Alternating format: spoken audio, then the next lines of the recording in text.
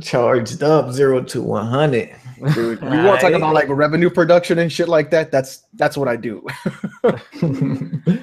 And we're live, people. Press Start Podcast, episode 29. We here, man. We back. Another week, another podcast. I'm here with my lovely, lovely panel. I'm gonna go ahead and introduce them. Say what up, J-Main. Oh man. Glad to be back. You know what I'm saying? After you hit that black barn challenge and you 9,000 feet in the air skydiving, there's not too many things that can excite your life, but it's always exciting to be back on the Press Start podcast with the Press Start family. Let's get into it, man. Let's just go. Yo, it's crazy that, my boy here actually went through with it. This man went skydiving. That's crazy. Now he's in the Hall of Fame with the 8 brothers that went skydiving. So I really respect that. I really respect that, dog. You and 7 other black people went skydiving. So you up there. You with the higher rankings and stuff. So that's dope. Give me my props, man. That's it. Yeah, I was like, yo, J-Man's been watching too much Friends. Eating too much mayonnaise. That's the crazy thing. Let me say, like, I go on Twitter. I'm like, yo, I'm going skydiving. I'm hyped. I come back like 10, 15 people done roasted me to the ground. Like no black people go skydiving. What the hell is wrong with you? I'm like, yo, that shit was fun as hell, man. Yeah, I recommend it. Anybody, just do it. It's fun. Yo, bro, like I was saying before, man, I don't know. With my luck, my parachute ain't working, bro. My luck, dog, that shit ain't working. I'm hitting the floor. Jesus. Jeez, Kofi. Anyways, let's continue. We got my boy here, Jack. Say what up, bro. Hey, what's poppin', everybody? It's Jack Moo, man. The guru at Giddy Up. But you can also call me your pony commissioner. It's lit. It's always lit. Jack's in a good mood. That's good. And we got Alex. Say what up, Alex. Ladies and gentlemen, I am your most hated heel of the Press Pause podcast. It's Alex, the man you all love to hate. Oh, man. This guy's a real Black Bond clone, bro. No, he white bond. White Bond. I like that. White Bond. We're gonna start calling you White Bond. What did Erica say? What did Erica call me today? It was pause, it's Alex. Yes. Definitely we gotta chill with the sus. Oh, let me make the change real quick. I'm sorry. Budget Rev de God, apparently, is what I'm also calling. AKA my Caucasian cousin. Budget Rev. I like that. And we got, Press Start Podcast, First Lady Erica. Say what up, Erica. What's going on, you guys? I'm taking bets in the chat right now. How long before this podcast goes left with Alex behind the wheel? About 5 minutes. About 5 minutes, yeah. But, happy to be here. We got some good topics, you guys. Man, I'm done. And we got our guest today, Icy, aka Fail to Listen, aka D-Pad First, aka the next name that's coming up. I don't know, man. What's up, Icy, bro? Formerly known as. You got to give me that intro, man. Yeah, what's going on, guys? D-Pad First. Welcome back. Yes. Thank you guys for having me. I appreciate it. It's good to be here. All right, let's go. Let's start off with one of our main topics today, the Nintendo Switch, because you already know. Switch Day! You already know this is a Nintendo-friendly podcast, unlike some other podcasts. Well, I'm just joking. Jack, press start. There's actually been some pretty good news surrounding Nintendo.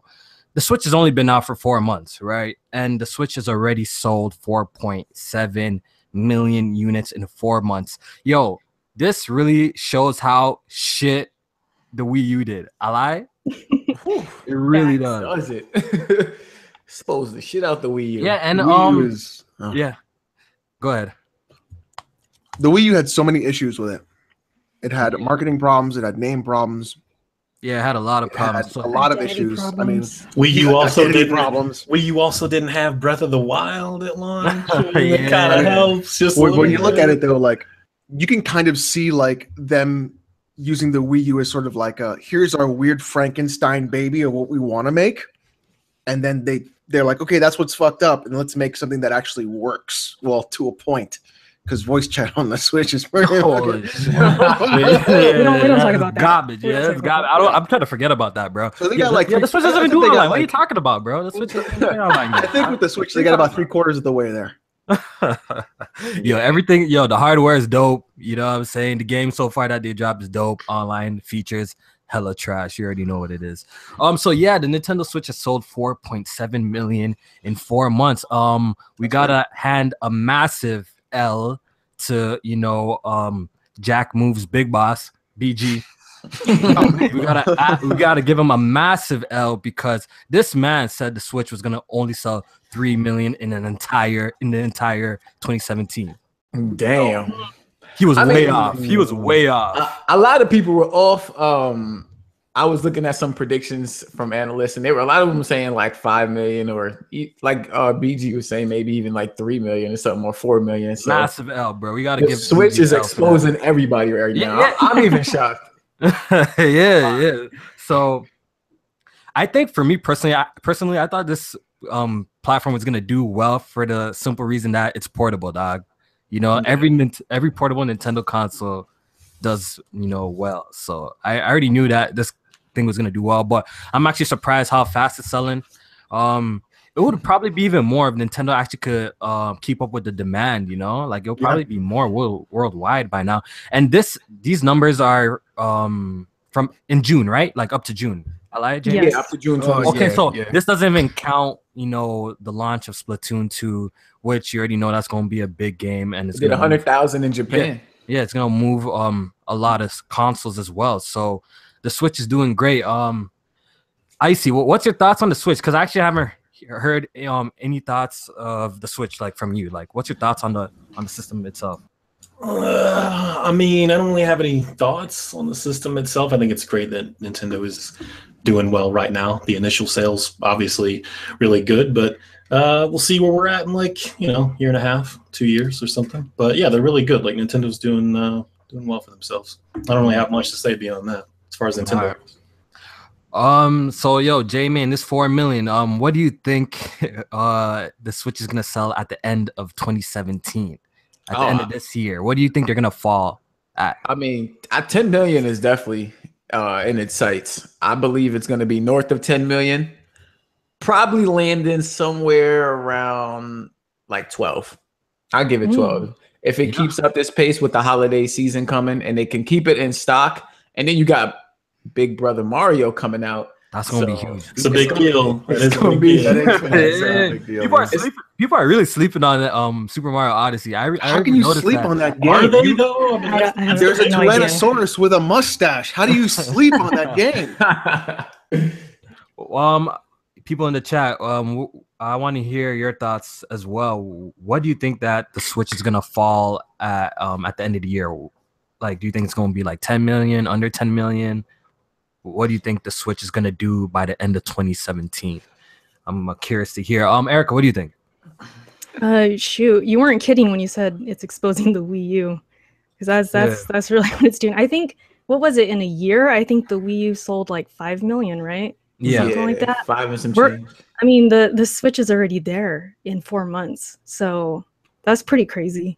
With stock issues. Yeah, with stock issues. So yeah, I'm with you, J-Main. If they can get the stock, and with Mario coming out, I think they can definitely hit 10 million. Definitely, maybe 11, 12. Okay, sure. we got some people in the chat throwing out some numbers. Shout out to Kid Smooth in the chat. He says 9.8 million by the end of 2017. I could see that. That's a good guess. Yeah. That's really like on the button. Yeah, Eric Empire says 8 to 10 million. I see it around there. I honestly really see it touching 10 million, to be honest. I see it touching 10 million by the end of 2017. It has a pretty big game coming every month. Mario Rabbids next month. What's coming out after that? Pokken, I guess. I don't know how big that really is, but Super Mario Odyssey is obviously the big one. Xenoblade coming out the end of the year. So they got games to move units. So honestly, I feel like the Switch will keep up its pace if it continues to have a good software lineup. Right now, it's all up to the games at this point. I feel like Nintendo did the right thing announcing games like announcing them, not even showing anything. I know we just got like a screenshot, but announcing Prime 4 is big. I think is gonna continue the hype train, right? And then announcing that a Pokemon RPG is coming, so I feel like that's gonna also continue the hype train for 2018 as well, even if they don't drop in 2018. But the fact that people know that it's coming is gonna get people excited. You know what I'm trying to say? Yeah, they were saying that like 2018, I think, or later was the like speculated release date for the Pokemon, but I don't think it's coming out next year. Yeah, it's probably not. It's probably not. I think unless they come up with something really good in 2018 that keeps you attached to that handheld, I really hope 2018 is not dry. If 2018 is dry, well, so far it's actually not looking that bad. Like, what is confirmed for 2018? A real Fire Emblem, not that dusty ass. But I know you guys. I don't know if you guys rock with that, but a lot of Nintendo fans do rock with that. So that's gonna be a big game. I do like those kind of dynasty. Yeah, that's gonna be a big game. They already announced Yoshi, Kirby. Yep. And I guess I don't know. They probably have some other shit, but I don't really know. But like I said, if they could continue dropping games that people are interested in, I could see the Switch continuing its sales pace. You know what I'm saying? I could see it. Yeah, if they were smart, they'd release Smash next year. Yeah, I could see that coming. Yeah, that's or even just do what they did with Mario Kart 8. If you get Bayonetta 1 and 2 on a Switch, that would be fucking great. Donkey Kong Country. I mean, there's a ton of games on the Wii U that were good but never got any traction because nobody bought a fucking Wii U. So if you look at what Mario Kart 8 did, I don't personally see a problem with them redoing the same thing that Sony did, that Microsoft did from the previous gen, and like remastering it, touching it up, putting it back out there for everybody to play, because everybody does it, right? So you can't be like, Nintendo does it, but everybody else does it too. So I could see people that didn't get to play a lot of those games be able to play them on a system that actually sold, which would be great. Yeah, so you brought up a good point. Yeah, if all they gotta really do is drop an enhanced port of Smash Bros, and people are gonna go wild. I'll definitely go wild, because like Smash Bros for Wii U is already really good. If all they really need to do is maybe add a story mode, add some more characters, some more stages, that's basically it. All they really gotta do, and a lot of people will be happy to have a high quality Smash on the go like that. That'll be extremely dope. So when it comes to the ports, I know a lot of people be going at Nintendo for the ports, but I feel like early on, as long as there's new games as well, that's key. Yeah. As long as there's new games as well, early on, like the first year and a half, if there's some Wii U ports, I'm not even tripping. I feel like it's not a bad idea, as long as they're bringing back the games that people actually want to replay. Jack. So, what do you think, man, about this number? This 4.7 million, dog. Is Nintendo doing good, man? They doing great, you ask me. I mean, like, honestly, the way they got their releases lined up, they doing it perfectly, man. As long, like I always say, as long as they keep their core fan base happy with the games that's coming out, they doing good to me, man. And like you said, the Wii U doing so bad is kind of helping them now, because whenever it's a drought they see for coming, they could just bring out some goddamn Wii U games, remaster them, because then nobody bought them up. I mean, people bought them, but not that many people played them, so they gonna keep it rocking. They doing good. And there were good games on there too, which is like the crazy part. So they have a good library that people didn't play. Yeah, Mario Maker, or is it Builder? One or the other. Mario Maker. I really don't know how that's going to work on the Switch, to be honest. I never played that. That'd be pretty cool if they brought it over. I would get it. I never got to play it, so you would need a stylus. Think it'll work? Oh, you saying you need a stylus? Why? It's a touch screen, right? Why wouldn't it work on the Switch? So the thing is, the whole point of Mario Maker was you build everything on the pad, right? And you would use a stylus and put all the blocks and set everything up, and then you would press start, and then on the screen on your TV you would play the level. So I don't know if you would have to dock, undock to play or not play every time you wanted to test something in the level, or if you would just play it right then and there on the handheld. I think that would be the best way. They probably have to obviously cater it to the Switch, but I wouldn't mind seeing that cross over. Shout out to the 110 people watching us live. Please hit the thumbs up button. Really, really appreciate it. All right, so let's move on to the next topic. Okay, it's another Nintendo. Splatoon 2. Who played it here? I got a couple hours. Not me. No, the game's decent. We won't spend too much time on this. The game is decent. I never played the first one. I'm actually enjoying the single player in this one. It's pretty good. J-Man, what do you think? Yeah, like you, I never played the first one. I mean, I played it a little bit, but I wanted to get into this one because I enjoyed what I played in the first one. And this one, yeah, so far it's pretty good. I've only done this single player because I've only had time to play it while at work, so I haven't had no online connection. But I like the that, you know, how a lot of the multiplayer is focused on like covering the map with paint, that the single player is more about, you know, focusing on different type of enemies and traversing the map. And they have some pretty cool stuff, you know, like Sunset Overdrive style, Jet Set Radio aspects to the single player, and just the different weapon types that you get to use in different maps that are tailored to certain weapons. So it's pretty cool there. And, you know, the story to me isn't really something that's crazy, but the gameplay right now, I'm enjoying it. It's just like a typical like Mario platformer style, because like the story is like very basic. You know, you're just running through platforming stages, and that are just unique and pretty fun to play as. You know, there's no real story in there, but the game is actually really fun, man. Turf War is really good. I remember when I started playing, I was pretty shit for like the first day that I got it, but now I'm beasting to score over like 1,000 points. We need proof, fam. We need proof. I actually streamed it though. I actually have the receipts, bro. I actually have the stream. Right. I streamed it last time, and I was actually doing pretty well. I played with a couple of people. It was pretty fun. A couple of my subscribers, Blandrew, Ultra, and a couple of people. I think K Semi was in there too. Shout out to him. How'd you do against Blandrew? How'd you do? Yo, Ultra's the problem, dog. Ultra's a problem. Yo, the way Ultra was talking about that game, yo, he seems like he was a beast. Ultra's a problem, so I can't even lie. He is a beast, dog. He's a problem. So he's like usually his team is winning, dog. But I always perform well, you know. You're like Kofi. Look at this guy, Kofi. Stop it, dog. How about that music though? I was kind of digging the soundtrack just watching you guys play. Yeah. I like the music a lot. It's a very fresh soundtrack, I would say. Yeah. Mm-hmm.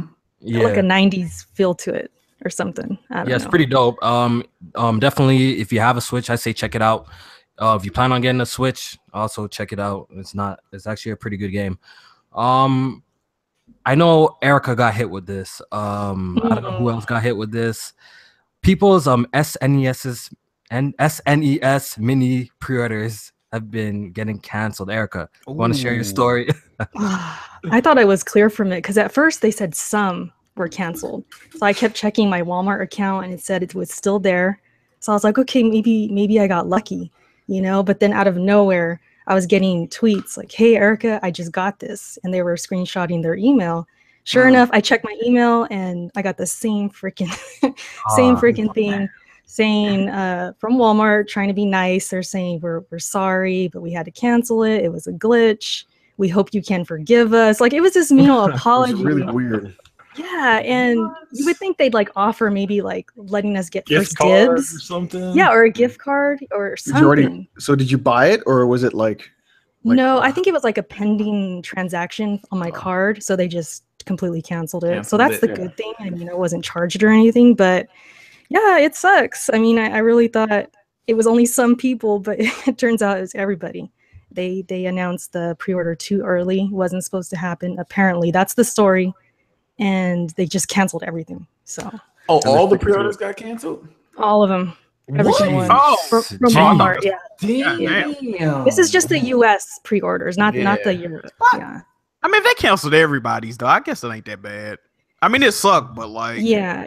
It's not like anyone singled out or anything, so it's kind of fair, I guess, but it still sucks. Were any other US pre-orders open at the time? Not that I know of. It was only Walmart, and it was really weird too. I had a weird feeling about it because it was like at 9 o'clock at night, which is midnight for Eastern time, and then it lasted like 40 minutes. So I was like, that's a little long to be taking these pre-orders, especially with how demanding this is. I figured it would sell out like in 5 minutes. 40 minutes. Everybody probably had a pre-order. Yeah, so 40 minutes is long as hell. I had this gut feeling like this is kind of weird. Gonna happen. Yeah, so I'm not too surprised. Okay. Wow. That sucks. I actually didn't even get a chance to pre-order in the first place, so it's whatever, dog.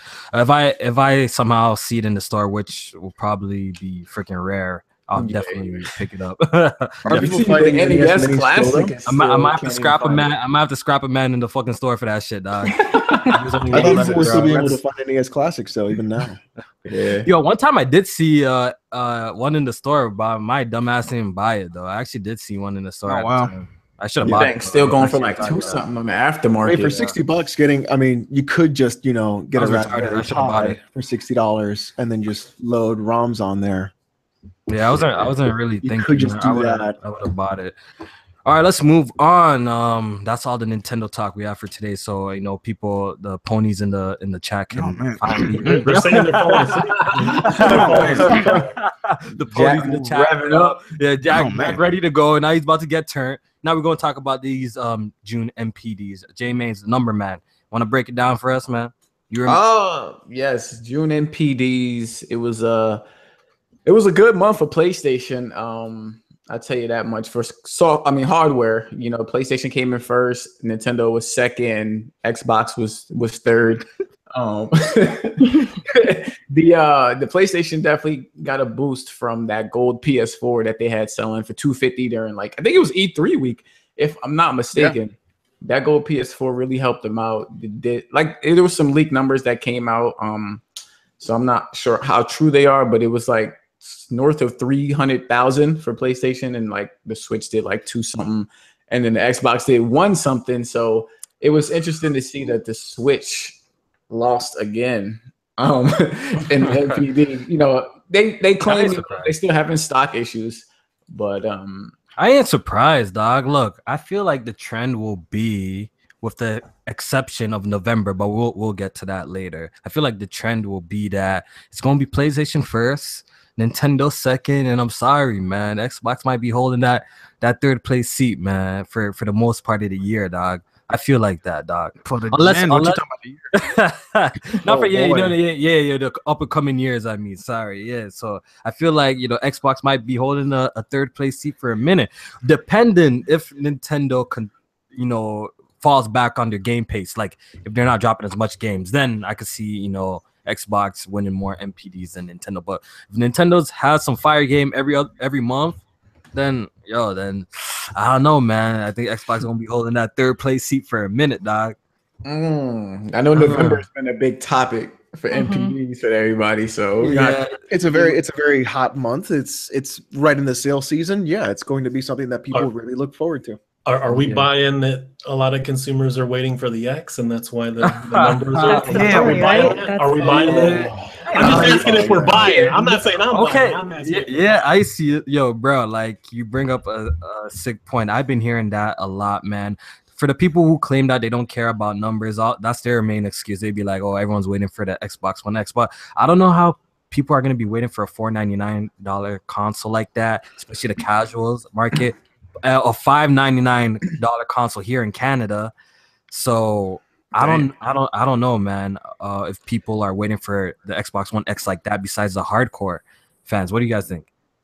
I think it's a combination of a couple things, like the people waiting for the X. But again, I don't expect the X to be doing crazy numbers, but I do think it'll do well out the gate because it's new hardware. So, I mean, I think it's that. And then the software, like I said last podcast, I haven't bought a Microsoft game yet this year. So it ain't no reason for me to even go out and buy an Xbox. Oh, Erica, you too? So not this year. Between that and then the X, I mean, like, why not? Why would it be selling like crazy right now? Yeah, I think with the X, what you're gonna have is personally, I think you're gonna have a big pop in November, December.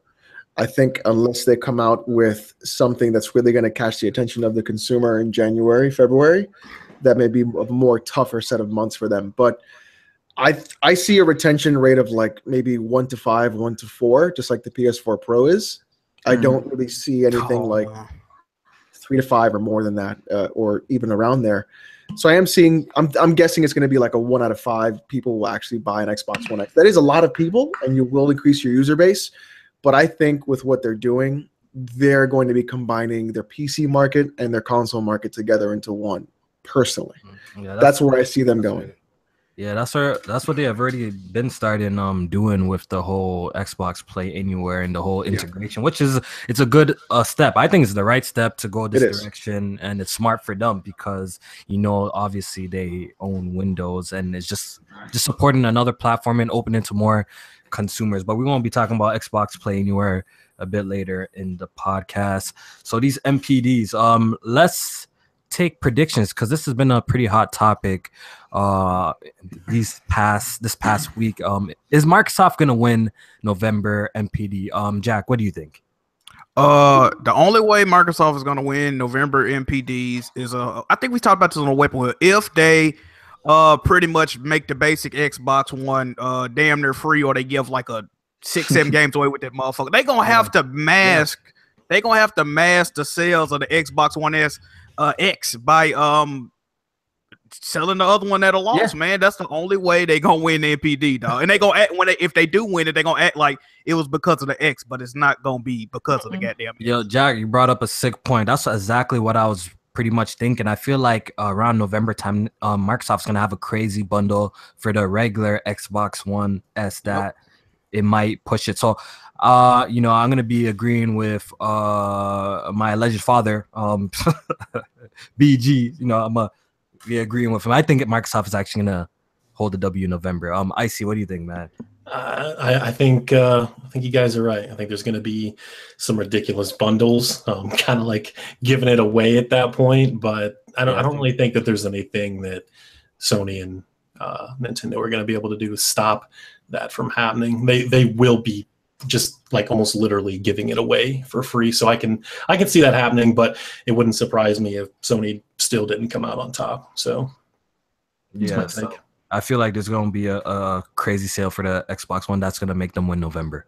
So I actually predict that Microsoft is going to hold down November still. It's not going to be the X, though. I don't think the X is going to play much of a factor. I'm with Alex. I think initially it's going to do somewhat well, but then after like 3 or 4 months, it's just going to be like, it kind of came and went. Microsoft always does some deal that's kind of irresistible, bundles a whole bunch of games. I could see it happening this holiday season as well. But Odyssey comes out the 27th of October. Mm-hmm. And that's what's gonna kill them right there. So honestly, if I'm a consumer and I look at Mario Odyssey and I look at the Xbox One X, even with a bundle, there are games on there that I can play, but then I also have the casual reaction of it's fucking Mario and look at this thing. So I think it's going to be a tough situation. I don't know if the Xbox will win. I don't even know what Sony's releasing that month. Is there anything coming out in October, November? TC Sport. Yeah, Sony's on holiday. Is October, right? I think. I expect. So I personally expect almost the same kind of thing with a gold PS4 like we had recently for E3. I don't know if it'll be gold, but what I mean is that I would expect a 250 cut for that November, December for Sony. I expect a $199 with either a 1 or 2 game bundle, probably Halo, bundled in there with Forza probably. For the Xbox One S, I expect the Xbox One X, the $499 just straight up, and I expect people going crazy for Mario. That's what I'm gonna be. I wanna throw in something. Jack, do you feel like what third party marketing deals does PlayStation have coming around that time? Do you feel like Sony's going to maybe try and follow suit and drop the price of the PlayStation, or have like a bundle? Like what's dropping in November them times? They got a lot of third party. So they're gonna have a Destiny 2 bundle. Destiny. They definitely gonna be pushing the bundles out there.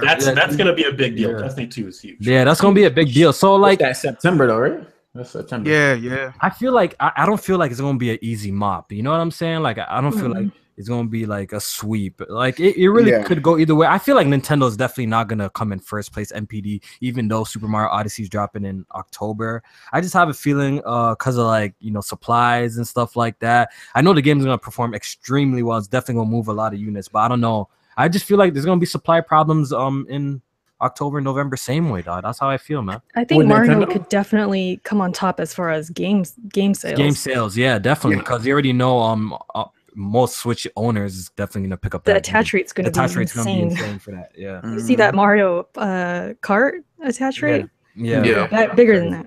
That's crazy. Yeah, that's crazy. And I seen someone in the chat say maybe the Switch will do a price cut. No, that's not happening. No, that you don't need it doesn't need it. Way too good for a price cut. Yeah, Switch price cut's not happening anytime soon. I see a Switch price cut when they do a redesign. That's like the only time I see them doing a price cut. All I can see Nintendo doing is bundles. You know. Do you think Pro will do a price cut? The Pro? Ooh, this holiday. I mean, if they want to do numbers, they're gonna have to. They want to do. They might either do a price cut or continue like how they do in the Destiny bundle, where it's the Pro. Pro's how much now? $399, right? Yeah, $399. I would expect $349. I mean, if they bundle a couple of games with that thing, keep it at $399. Yeah, I expect more bundles than that. Because Star Wars Battlefront 2 and Call of Duty are both November. So I would not be surprised if there was a bundle or a price cut on the Pro. Oh, yo. So, J-Man, you're saying PlayStation has a bundle, a Star Wars bundle and a Call of Duty bundle in November? That's what you just said? No, it's not confirmed or anything, but I can see something. You can see it. Yeah, that'd be crazy. Look, yo, if those drop, then oh man, that's you know what it's going to be. It's gonna be tough. It's gonna be a great time to be a gamer, you guys. But you know what? There's too many factors. I'm telling you. People always say I'm hard on Xbox and all of this stuff, so I'm gonna side with the Xbox. So I'm gonna put my money on them if I'm gonna. I'm gonna gamble on some bets this month. Here's the thing, like I feel like Xbox should win November, I feel like it should, new but if I put hardware. money, like I said this on Twitter, if I had to put money, I would be very nervous. This is a nervous bet. Yeah, this is not like this is a very nervous I'm going Nintendo, dog. You're going Nintendo? I'm going Nintendo. Like they got the stock situation. They got a game. They got a game exactly. They got not just a game, they have the game. Know what I'm saying? Everybody want to play that new Mario. Like it's gonna be hard to beat that. Should we take bets? I'm kind of tempted. You know what we should do? We should all pick. We should have chat pick a game that we each have to play. Whoever loses has to stream that game. So that's like a really terrible. I wanna see what the people in the chat think. Chat guys, who do you think is gonna win? Nintendo, Microsoft, or Sony? Just write it down in the chat for me. I got Xbox. I think new hardware. I think so. Yeah, new hardware has to, man. A new system. They're gonna if I'm looking at it, if I'm thinking about it, I'm still thinking that Nintendo's gonna have some scarcity issues or some issues with stock issues, right? I'm still thinking even in November they still might have. Sony's got all the best marketing deals though, right? Sony's got great marketing deals. I mean, that's a big thing. Like you have to think about Can't forget those bundles. I see Sony bundling a lot, and I also see Microsoft giving an Xbox One S a price cut.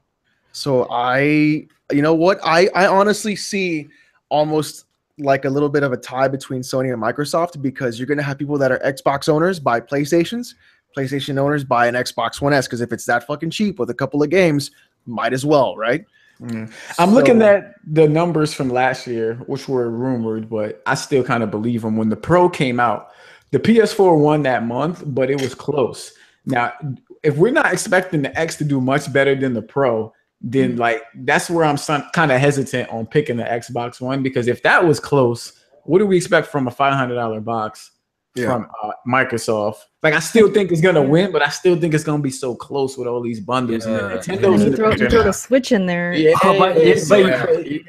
But the reactions would be damn funny, dog. It's going to be really interesting to watch and see. If Xbox, they got a good possibility of losing though, bro. Like we're talking about Crackdown 3 right now. Think about it. Ain't nobody really trying to play that. Like, dog. But you already know, like Twitter is gonna be extra lit that day if Xbox is to be honest, because it's gonna be pretty jokes. Everyone's gonna come up with excuses. What's the new excuse gonna be though?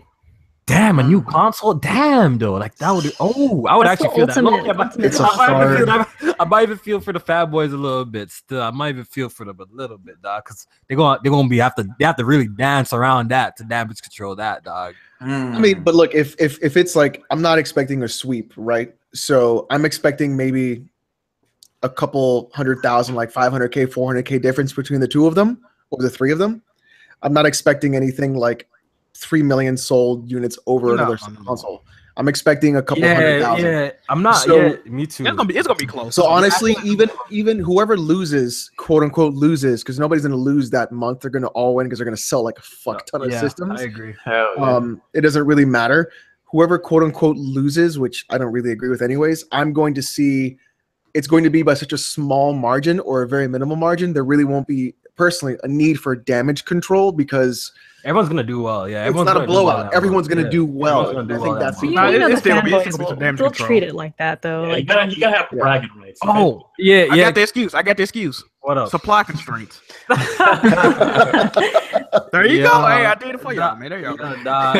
It's definitely gonna be interesting. Like I really don't care for the numbers. Like, to be honest, I really do not give a shit. But I just want to see people's reactions, how they're gonna react. I know it's gonna be entertaining. It's gonna be. I want to see how the market does. Like, I want to see where people buy, and I want to see what they market and what the companies do and how they decide to attract customers and who goes where. And I want to see like a lot of the data from that month. I'm one of those guys. I'm a data guy. So I know Jamie is a number man too. Shout out to 146 people watching live. Shout out to the chat. Wow, really appreciate it. Let's shout out some people real quick. Nev, shout out to you. Shout out to all my mods. Almighty Blandrew. Where's Transcending Polygons? I see you. Playable Games Archives. What's up? Eric Empire. Ludens, even though you're a hater with the Switch, man, I'll shout you out.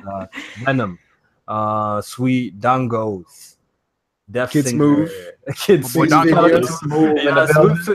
is probably having a stroke right now every time we say anything, bad about Xbox right now. He said the X will outpace the Pro, so that's a high. It's definitely gonna be interesting to see what up. Epic Storm, the Trigger man, who else, man? The Melon Daddy. The Melon Daddy. Yeah, I feel weird saying that shit now. What's up, Chris Righteous? I see Chris. Oh, my boy Malcolm in the chat. What's good, man? Black Ace. What's up, King Los, man? King Los, you getting a shout out, man. Shout out to everybody. No polygons. You're in love with me. There's a difference. Please hit that thumbs up button, man. We should have like 70 thumbs up right now. Like. Yo, Jack, you a fool with that. That's definitely his favorite line. Here's the thing. Yeah, hit that thumbs up button for a brother, man. Hit the thumbs up for a podcast that actually talks about video games. All right, let's move on to the next topic. Player Unknown Battlegrounds. Apparently there's a little bit of controversy going on. I'm not too sure about this, so I'm gonna let Alex talk about this because he knows what's going on with this. Yeah. So Player Unknown's Battlegrounds is hosting a tournament. It looks like for Gamescom, and they're going to be doing I think a $350,000 prize pool or something along those lines, if I can get my facts.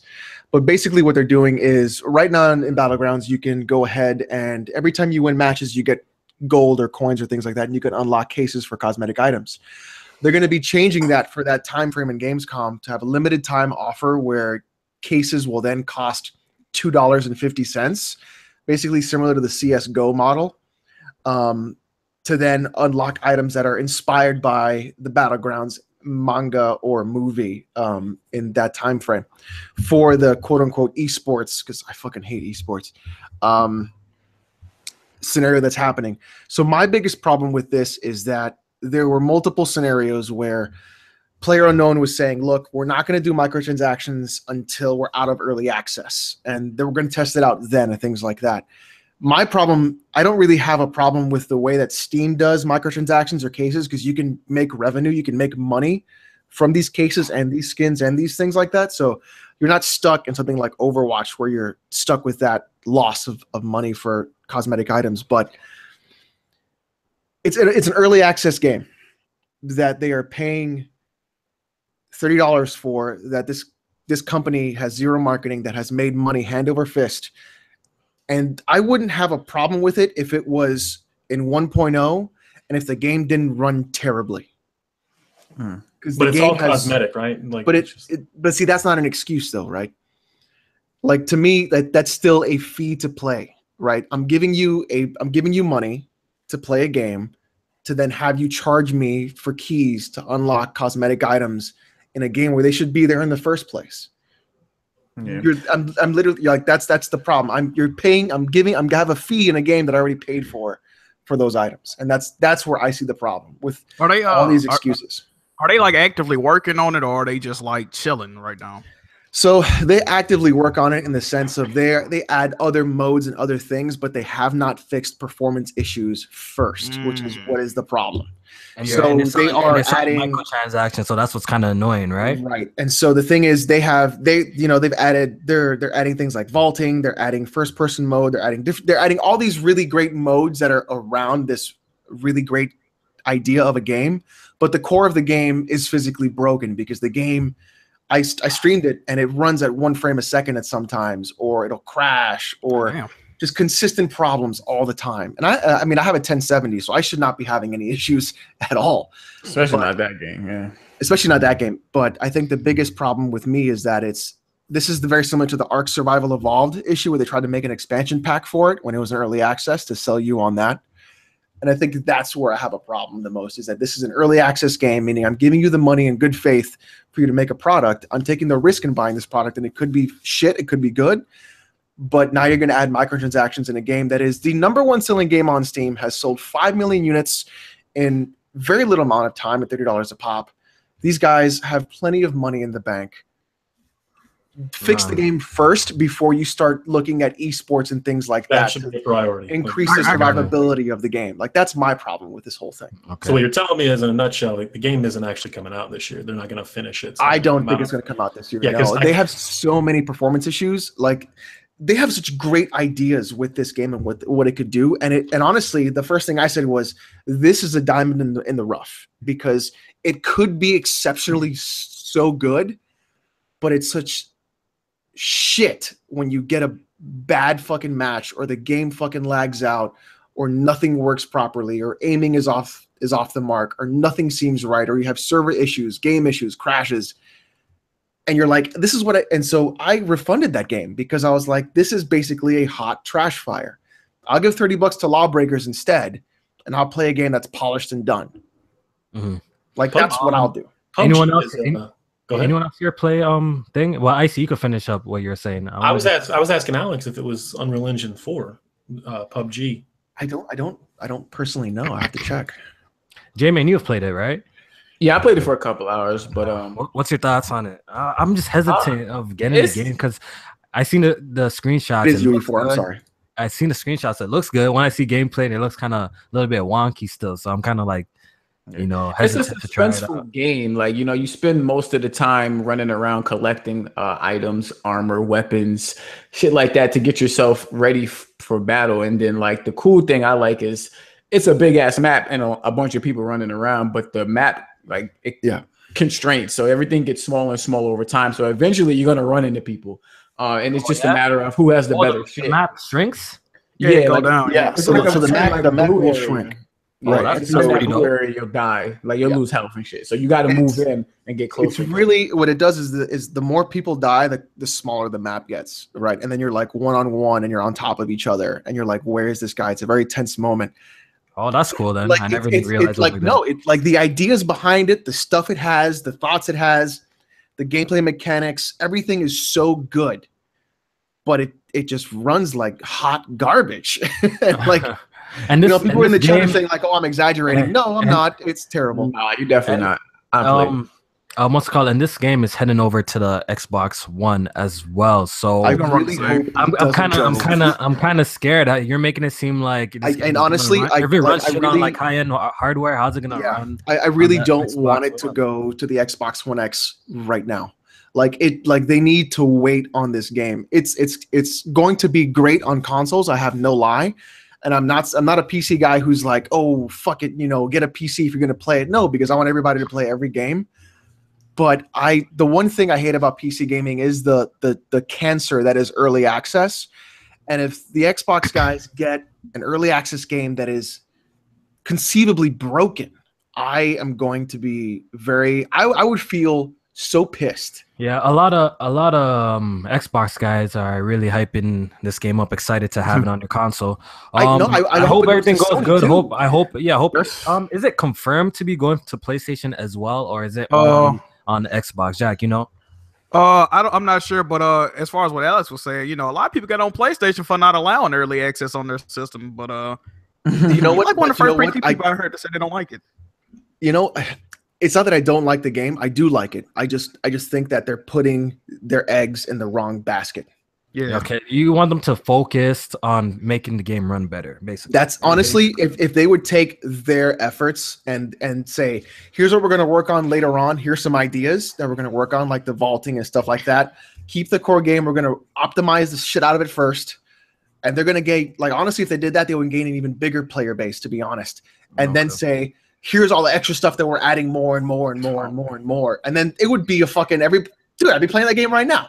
I have like 600 hours into it if it did it that way, but they're doing it the other way around. They're adding all the bonus stuff instead of like fixing the core issue, which is and some of that loot stuff is kind of like crazy because I'm not one to complain too much about cosmetic loot crates and shit, but when it's when you can't fucking when you what is it, like duplicates or some shit like that, like you can get duplicates in this game, so that's kind of bullshit because you're spending all this money. You can't trade. So yes, I don't think is there a system in place for that? I'm not sure. Anything that's part of Steam with their marketplace, you can trade, you can do all kinds of stuff, you can sell on the market, you can make money. So it's not like an Overwatch where you can always get duplicates and you get like a pittance of gold and you're like, oh, I got to do this like 100 more times to get this fucking piece that I want. So like in CSGO, you can do the same thing. You can get like a 3-cent skin and you can trade it up to like a knife level if you put enough effort into it, right? Or then you can sell that knife and you say, oh, I made $300. It's sitting in my Steam library. I just bought every game I want whenever I want, right? So that's why I'm okay with games like CSGO doing it, because you have that ability to manipulate a marketplace and you can make money in that marketplace if you want to. Unlike other games where you can't, right? That's a problem to me. Do you think being an early access game that marketplace would be available for this game? Well, I think with Steam's hooks, it has to be available for that. Oh, okay. Gotcha. Yeah, I think Steam requires that if you're going to do a marketplace, it has to be part of Steam's marketplace. It can't be on its own.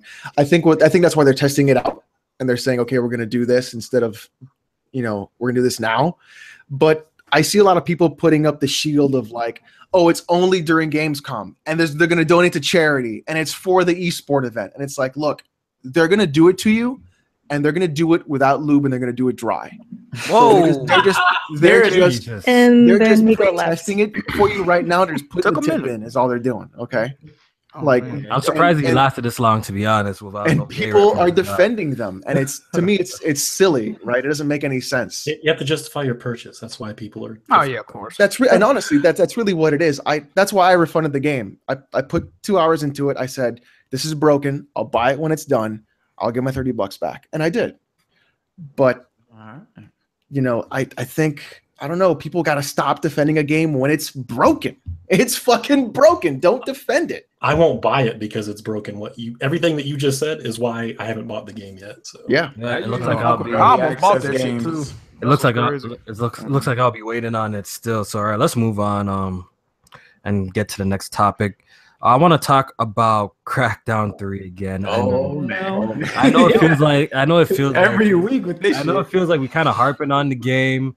But this has to be said, man. Who's seen that Comic-Con gameplay of Crackdown? Who was able to watch that without the cars was humping each other? The cars were. They were like, this is physics. They're not doing this game no favors the way that they're showing it at all. They got like celebrities, or I don't even know them B-list celebrities, maybe C-list celebrities that no one knows playing the game that don't even know how to play video games. Show off the game. Wasn't there one girl being like, "How do I jump?" Yeah, like, I don't know. Push A. I think this is not the best way. Or B. And then Major Nelson walked up and he was like, "Give me that fucking controller." I think it's the best way to. This is not the best way to show Crackdown 3. It already has like a bad kind of stigma to it because of how it looks. We all can agree that the visuals definitely aren't that impressive, even for a cel-shaded game. So I felt like that did more harm, and Microsoft needs to learn how to show off the games better, man. At least like that wasn't very impressive at all. How did you guys feel about that Comic-Con showing with the cars humping each other, all that weird shit? It's pretty embarrassing. Very cringeworthy. Yeah, it's pretty bad, huh? I mean, you can't say like, oh, we use a real physics engine and then have that something like that happen. If they were like, they're like, we're just gonna be wacky and fun, like just cause, then yeah, fuck it, do it. Like go take that stick and lean into it all the way. Don't fucking half-ass it. But I'm pretty sure the game is gonna be. I'm pretty sure the game is gonna be all right. Like I don't see this game being a masterpiece. I don't even see it being like life changer. But I'm pretty sure this game is gonna be like a nice time waster, like a mindless kind of shooter. If you like explosions and shit like that, I'm pretty sure you'll probably have fun with the game. I'm definitely gonna check it out when it drops. Anyone else gonna pick it up though? I'm probably gonna get it. Yeah, I'm getting it. You getting it? Yeah, I'm definitely getting it day one. Like I'm definitely getting it day one. I'm gonna check it out and give my. Is it coming to PC as well? Yeah, it's a play anywhere. I might look at it. It's play anywhere, and since we can segment to the next topic since you mentioned it. Look at that segue. That was nice, huh? We can segue. This has been a hot topic recently. Shout out to Kid Smooth and his podcast, Planet Xbox. They were talking about Xbox Play Anywhere and things like that, which it triggered like a little bit of a conversation that I decided to have on Twitter, because I've noticed a trend that Xbox fans, there's a group of them. There's a group of Xbox fans that really hate Xbox Play Anywhere and think it's detrimental to the Xbox One. And I wanna talk about this a little bit. And I just want to give you guys my opinion on how I feel like this is not hurting Xbox at all. But before I even give my thoughts, I want to hear what you guys think. Erica, do you think Xbox Play Anywhere is actually hurting the Xbox One? I never actually thought about this question. I would say no, because I feel like anybody who's playing on PC is going to play on PC anyways. Mm-hmm. And if you want to play on console, you're going to play on console. I think there's a percentage out there, like Kofi included, you guys who do both, so you probably prefer PC. Yeah. But you're still supporting Microsoft in the end. So I feel like Microsoft is fine. They're making their money. But if it's hurting the Xbox One itself, I guess that's for debate. But I would say no. Because this is my point that I want to bring that people seem to not understand. I'm the minority. J-Main's the minority. BG is like the minority. Us that we have these gaming rigs that are capable. There's a lot of gaming PC gamers. There's a lot of PC gamers out there, obviously, right?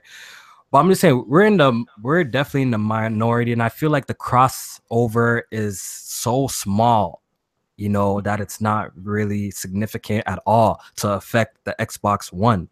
I'm trying to say I feel like the crossover is very, very small. How do you guys feel about that? Icy, what's your thoughts on that? I think I've talked about it for probably years now, even on the older channel. Alex did a really good video where he talked about attach rates for exclusive games, not just on Xbox but PlayStation, and the numbers are really low. Exclusives, most of them don't really sell, and even less sell hardware unless you're Nintendo. They're kind of the exception. And I don't think those games being on PC really has any effect on their sales numbers for Xbox. If those games weren't on PC, I think you would have a very small number of PC gamers. It would be like, well, guess I got to go buy an Xbox now. The number is just so insignificant. It's so small. Yeah, that's exactly my point. Look, the internet will lead you to believe that everybody's jumping ship, getting a PC instead of an Xbox One. The internet will lead you to believe that, but it's not how it's going down. Like, I would say that's not really. That's what I'm saying. The crossover is so small. It's probably. I don't know, man. Randall Thor hit me on the DM. He was like, "Yeah, I want to build a PC, dog." I was like, "Yeah." So when we look, especially when we look with the games and multiplayer, even for example, Gears of War 4. At a point, Gears of War 4 wasn't cross-play for ranked matches, right? At a point, you're playing like the same 5 people or 10 people and over. Like, it's not like the internet and fanboys and this whole console got Xbox guys thinking that, everyone's jumping ship because of to PC gaming because of Xbox Play Anywhere. But the reality is not like that. The crossover is very small. Yeah, I gotta agree there. Like, when you asked the question, I was thinking too. I'm just like, how many people are like, going ahead and building PCs to play these Xbox games versus buying Xboxes, or we're gonna buy an Xbox, but now that they know that they can play it on PC, they're just gonna stay put. And you gotta admit, it's probably not a lot. So even though those people might not be buying Xboxes, they're still buying the games. So, and I'm pretty sure Microsoft is probably even making more money off game sales than console sales. Yeah, because it's crazy because a lot of fans say they're actually quick to quote that, Jamie. They're quick to quote, "Oh, the money's not even in the console sales; it's all in supporting the ecosystem, buying the game subscriptions. That's where the money's at." But they get so angry when Microsoft is supporting their own platform. You know what I'm saying? I never really understood that, and I feel like it's definitely not hurting the Xbox One at all. To be honest, man. I definitely don't think it's going to hurt because I'm in the Windows Store right now, and the first thing I see is like Rise of the Tomb Raider, Forza Motorsport 6, Gears of War Ultimate Edition, Gears of War 4, and they've got the Xbox logo, the Xbox Live logo right over the top. Like people know, right? They know it's a part of it, and yeah, you're joining the ecosystem by force too. You need a live account to play Forza on PC. Exactly. You're joining no matter what. Yeah, you don't have the Xbox, but you're still joining the ecosystem. And I think that's what Microsoft cares about. Clearly, that's all they care about. Now they don't freaking even say sales numbers anymore. They just talk about user numbers and this and that and that. So, and you're looking at an entire user base that's been neglected, that can easily bring you a high amount of revenue. Yeah, if they do it right. Sales. If they do it right. Yeah, if they do it right, then I'm pretty sure you don't need to print the disc, ship the disc, none of that shit. You don't got to pay GameStop. You put it on your store and they're just going to buy it right there, full price. Come on. Like that's all the money right for you. And if you can do better than Steam, shit. I don't think they'll get to that levels, but if they fix the problems that Steam has, I'm pretty sure they can coexist, just like how Origin coexists. Hey, when an EA game drops, I want it on my PC. Guess what I got to do? I buy it on Origin. You know what I'm saying? I'm not gonna be like I'm not gonna play the game.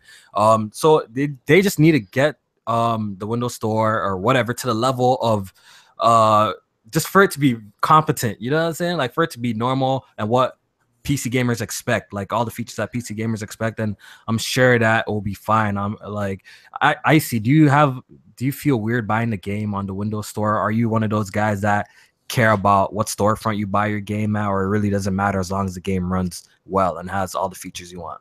Yeah, I mean, like the game running well is very important. That's, kind of the top of the list. But having the games all in one store is also very convenient. But if your store is solid, I really don't care where I buy the games. That doesn't really have an effect on me. I would think, in my opinion, games like Gears and Forza Horizon 3, at least PC versions, because those games did well for console, would have done a lot better on Steam. I mean, I can't prove that, but I think so as well, to be honest. Yeah, absolutely. But I think what PC gamers are probably looking for, and I don't even know if this would help. One, they need to fix the store, like we just discussed, and they're looking for that Halo game. They want that, like whatever the next big actual Halo sequel is. I think that's going to do well on the Windows as well. Yeah, I think PC gamers would jump on board for that. Yeah, if they fix the controls of Halo for PC, that'd be fine. Right, the Forge is terrible. Yeah, I remember you saying that last podcast, saying Forge is weird with a mouse and keyboard, right? Yeah, totally. It's meant for controller because they did something with the dead zones and it's just really bad. Yo, shout out to the 151 people watching in the chat. Shout out to y'all. Another shout out call real quick. King Wave, Common Sense. Winter Horizon, shout out to you, man. Who else? Joey or Joel. I didn't even read that. Ro D, shout out to you. Who else did we didn't call out? You guys see anybody? Kev the Gamer, shout out to Kev the Gamer. Glorious, his favorite word. Y'all was fucking using that word. Glorious. Blackbeard Tactics, shout out to you. Y'all see anybody? Y'all want to shout out? OBJ, shout out to you, man. Holding it down. Yeah, shout out to everyone watching, man. What do you guys think though if Microsoft had a new exclusive only for Xbox One and it was on the lines and on par with like a new Gears or a new Halo, like on that level. Don't you think it would help the Xbox One like sell more? I mean, I think it would. The thing with the Xbox right now is, look, it's not really the hardware. Like, I know people get on it's the software, I know. It's just the software. I feel like it's its major problem. I see it's a problem that Microsoft has dropped only one retail game this year. I see that as a problem. Yeah, that's a big problem. I see that as a problem. Like, there should be, we're 4 years in. Microsoft should have a crazy catalog. You know what I'm saying? Like, how is the Nintendo Switch outpacing Microsoft's catalog, right now? You know what I'm saying? Like, and that's just already only 4 months out. So Microsoft, I feel like that's Microsoft's biggest problem. Not having the 4K box is the biggest. Not that's like its issue. It's just their catalog is weak. Let's just keep it 100. Their catalog is weak. I lie. Yeah. The catalog is weak. Because all the flagship, all the heavy hitters like your Gears and Halo, we've had so many of them. They're gonna fall off at some point. They haven't had one that has taken that place yet. Yeah, they haven't had that flagship title for the Xbox One yet. I actually brought up this point a lot. Halo obviously was a big thing on the OG Xbox, made it take off. Gears of War on 360. What was that game on the Xbox One? You know what I'm saying? Like, it's been a while that Microsoft has dropped the game to shake up the industry. I'm trying to say all those games I listed, Halo, Gears, shook up the industry. They were big games, turned into billion-dollar franchises. When's the last time Microsoft has done something like that? Where Sony, Uncharted is not that old. The Last of Us is not that old. Horizon Zero Dawn, look at that game. I'm trying to say, like, it's Sony's killing it in that front, and their future also looks even more promising with Days Gone, Spider-Man, God of War. You know what I'm trying to say? Like, Microsoft really needs to step up when it comes to software. It's not so much the hardware, it's the software that they really need to step up. Their features are great, but the games are lacking. Would you guys agree though that especially Sony and Nintendo? I mean, I think it is a software issue to some degree. I will agree, but I think Sony and Nintendo just have more talented people working for them than Microsoft has. You know what I mean? Like, I think that just goes without saying. I mean, like, where's Microsoft's Naughty Dog? You know what I mean? Like, where's their Guerrilla Games? I feel like bad decisions has caused that. Like, they could have been in so many positions to have like great studios under their belt, great exclusives, but it seems like they just never taken advantage of that. They never, the whole last generation, while they were killing it, they should have been investing more in their first party studios. And what they continued to do was like resource their IPs to third party studios to, come on board and help make the games. And that's fine and all, but when it comes to the nitty gritty, you want your first party studios that are going to work, night and day on these games that you want to put out to show off that talent. And these are the people that are working for you directly. So I think that's what Nintendo only have over Microsoft right now. You think about it, they could have had Bungie right now. And Destiny could have been exclusive. It's bad choices. It's bad choices because they didn't keep that relationship good.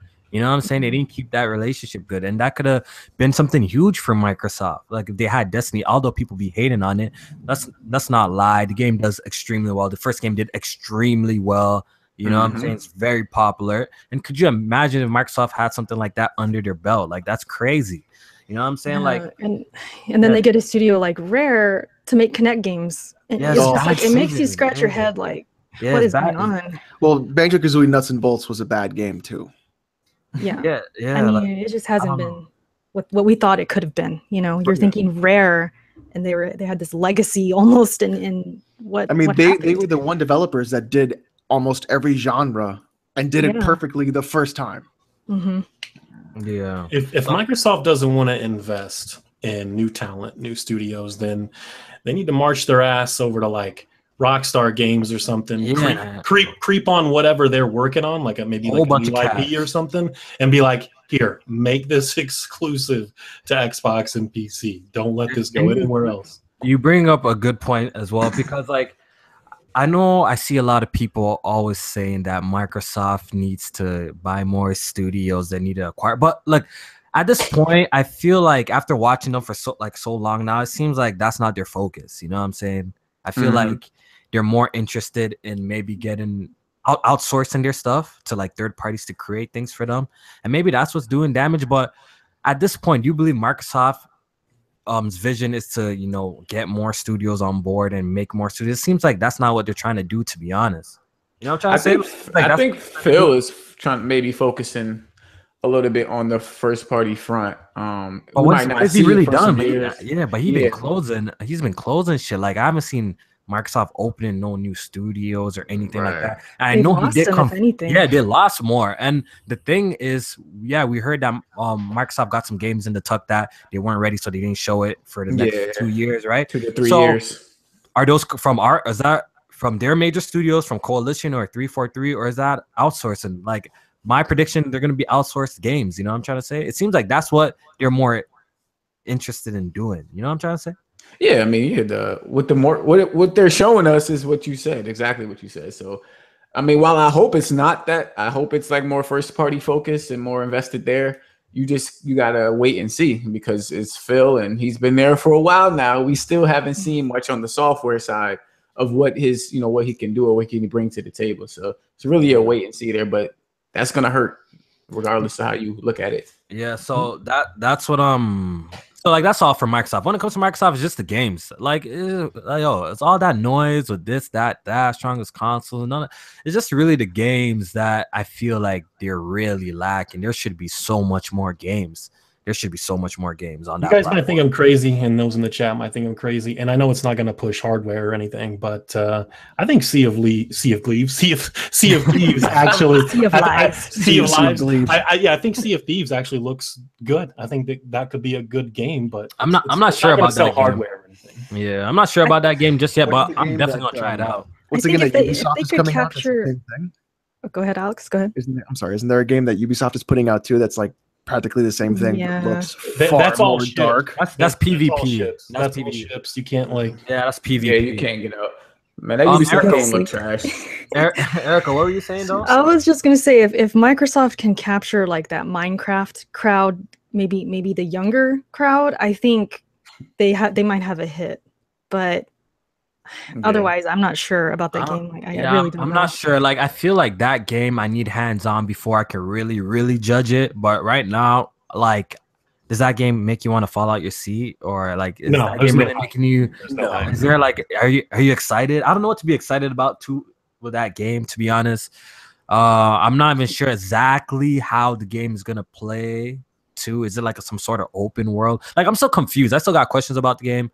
I'm definitely interested to see how it turns out. And it was supposed to come out this year, got delayed to next year. So I guess we're going to find out next year. I mean, it'd be cool if it was like the 4 of us or the 5 of us running a ship and like plundering shit together and stuff like that, or like finding treasures. I think that's really kind of like where they want to go for, to be honest. Like, dudes got to understand, like, it's not like people are hating on Xbox. Like, you look at what Microsoft Crackdown. Forza Motorsport 7 looks absolutely amazing, though. Crackdown, Sea of Thieves, State of Decay. Then you look at the other side, you kind of see a game like Days Gone where the animations actually look sick, visuals look crazy. Mm-hmm. You know what I'm saying? You seen God of War, Spider-Man, like, you know what I'm trying to say? Look, even though Microsoft got the most powerful console, why does PlayStation got all the better looking games? You feel me? It's the talent. It comes down to facts. It's facts though. PlayStation got the better looking games and Xbox got the most powerful console. That's facts. Yep. It's crazy. It's crazy. But yeah, let's see if these. I don't know. Have you guys played Overcooked? Any of you? Yeah. You've worked together. Didn't we talk about that before? Yeah, we probably did. But I was saying if Sea of Thieves can kind of capture that for that audience and everybody's working together to make this ship run, maybe they might have a hit. It just depends on how it's received. And if they can put that across to the audience, like this is what it's about. Because like you guys are saying, you're confused. We don't really know what the game does. But if it can do something like that, maybe it could be a hit. Yeah, I can see that game being pretty big with people like streaming and stuff like that. That's what I was saying a while ago. So if they can capture that market and like we were saying with Minecraft and stuff like that, that'd be good. I think that game could take off. Out of the games announced, I think that has the most potential. I got a question for y'all. Y'all think multi-plats are gonna really move the Xbox One X like that? You guys really feel so? Because I feel like with the Switch, like has even proven it that like exclusives like matter, bro. Like a lot of people say exclusives don't matter, but I think with the Switch, like it kind of proved that it really mattered. Like it really mattered because that's what's really moving the hardware right now. That's what's moving the hardware, and exclusive games do move hardware. Like if you have great exclusives, you're definitely gonna sell more consoles. I mean, look at what the PS4 and Sony did, right? They had a lot of exclusives that, I mean, granted, many of them just copy the formula of The Last of Us over and over and over. Oh my God! Okay, we gotta move. Yeah, we gotta move this. It's gonna be one of them. When you look at it, though, they're continually making games that people want to play, right? Regardless of what is around there, but those games are moving that system. And then the fact that there are multi-plat games on there that also run well, if Microsoft can prove that the Xbox One X runs multi-plats better, people may shell out the money for it, but they need something else to hook you in and keep you there. Yeah, you need something that you can't get anywhere else eventually. Yeah. Like, you might get it for your friends, you might choose a console to play one game, but then you realize later on, I need something that's only, you know, on this system to keep you there.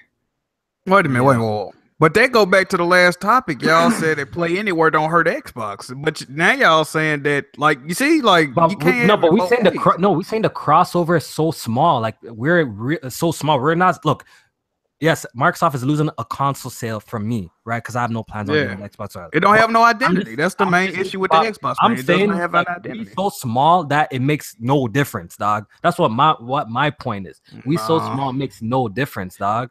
So the thing is, when we say like an exclusive, I don't really mean like it has to be on the console specifically. I need to like just console, not Play Anywhere. It should be on both Play Anywhere. Yeah, yo, I still count like, yo, one Forza. I know technically you don't need an Xbox One, but I still see them as Xbox games, dog.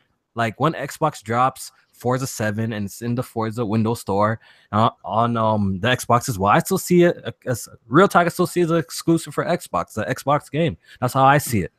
I don't see it as but you can play it in a better fidelity in other PC, places though. On a PC, on the PC, on their storefront, the Windows 10, unless they bring it over like Steam. That's what I'm saying. Like, again, you're still in the ecosystem. You still need Xbox Live. You know what I'm trying to say? So, like, that's still harmful though. That's just like if they come out with some hot Jordans, but only the shittiest players wear them. Like, that don't even make sense. You know what I'm saying? Like, why would you buy an Xbox when you can get the exact same game in a better quality for a little bit more money? Like, it don't make sense. That's why. Okay, I understand what you just said, but the fact that the games are only on the Windows 10 platform, then you still need live, like I said, and everything. You're still in the ecosystem, play the game. What's the real difference, dog? It's not a real difference for Microsoft, but when you talk about the Xbox brand and the image overall, it's harming it. No, Xbox is Microsoft.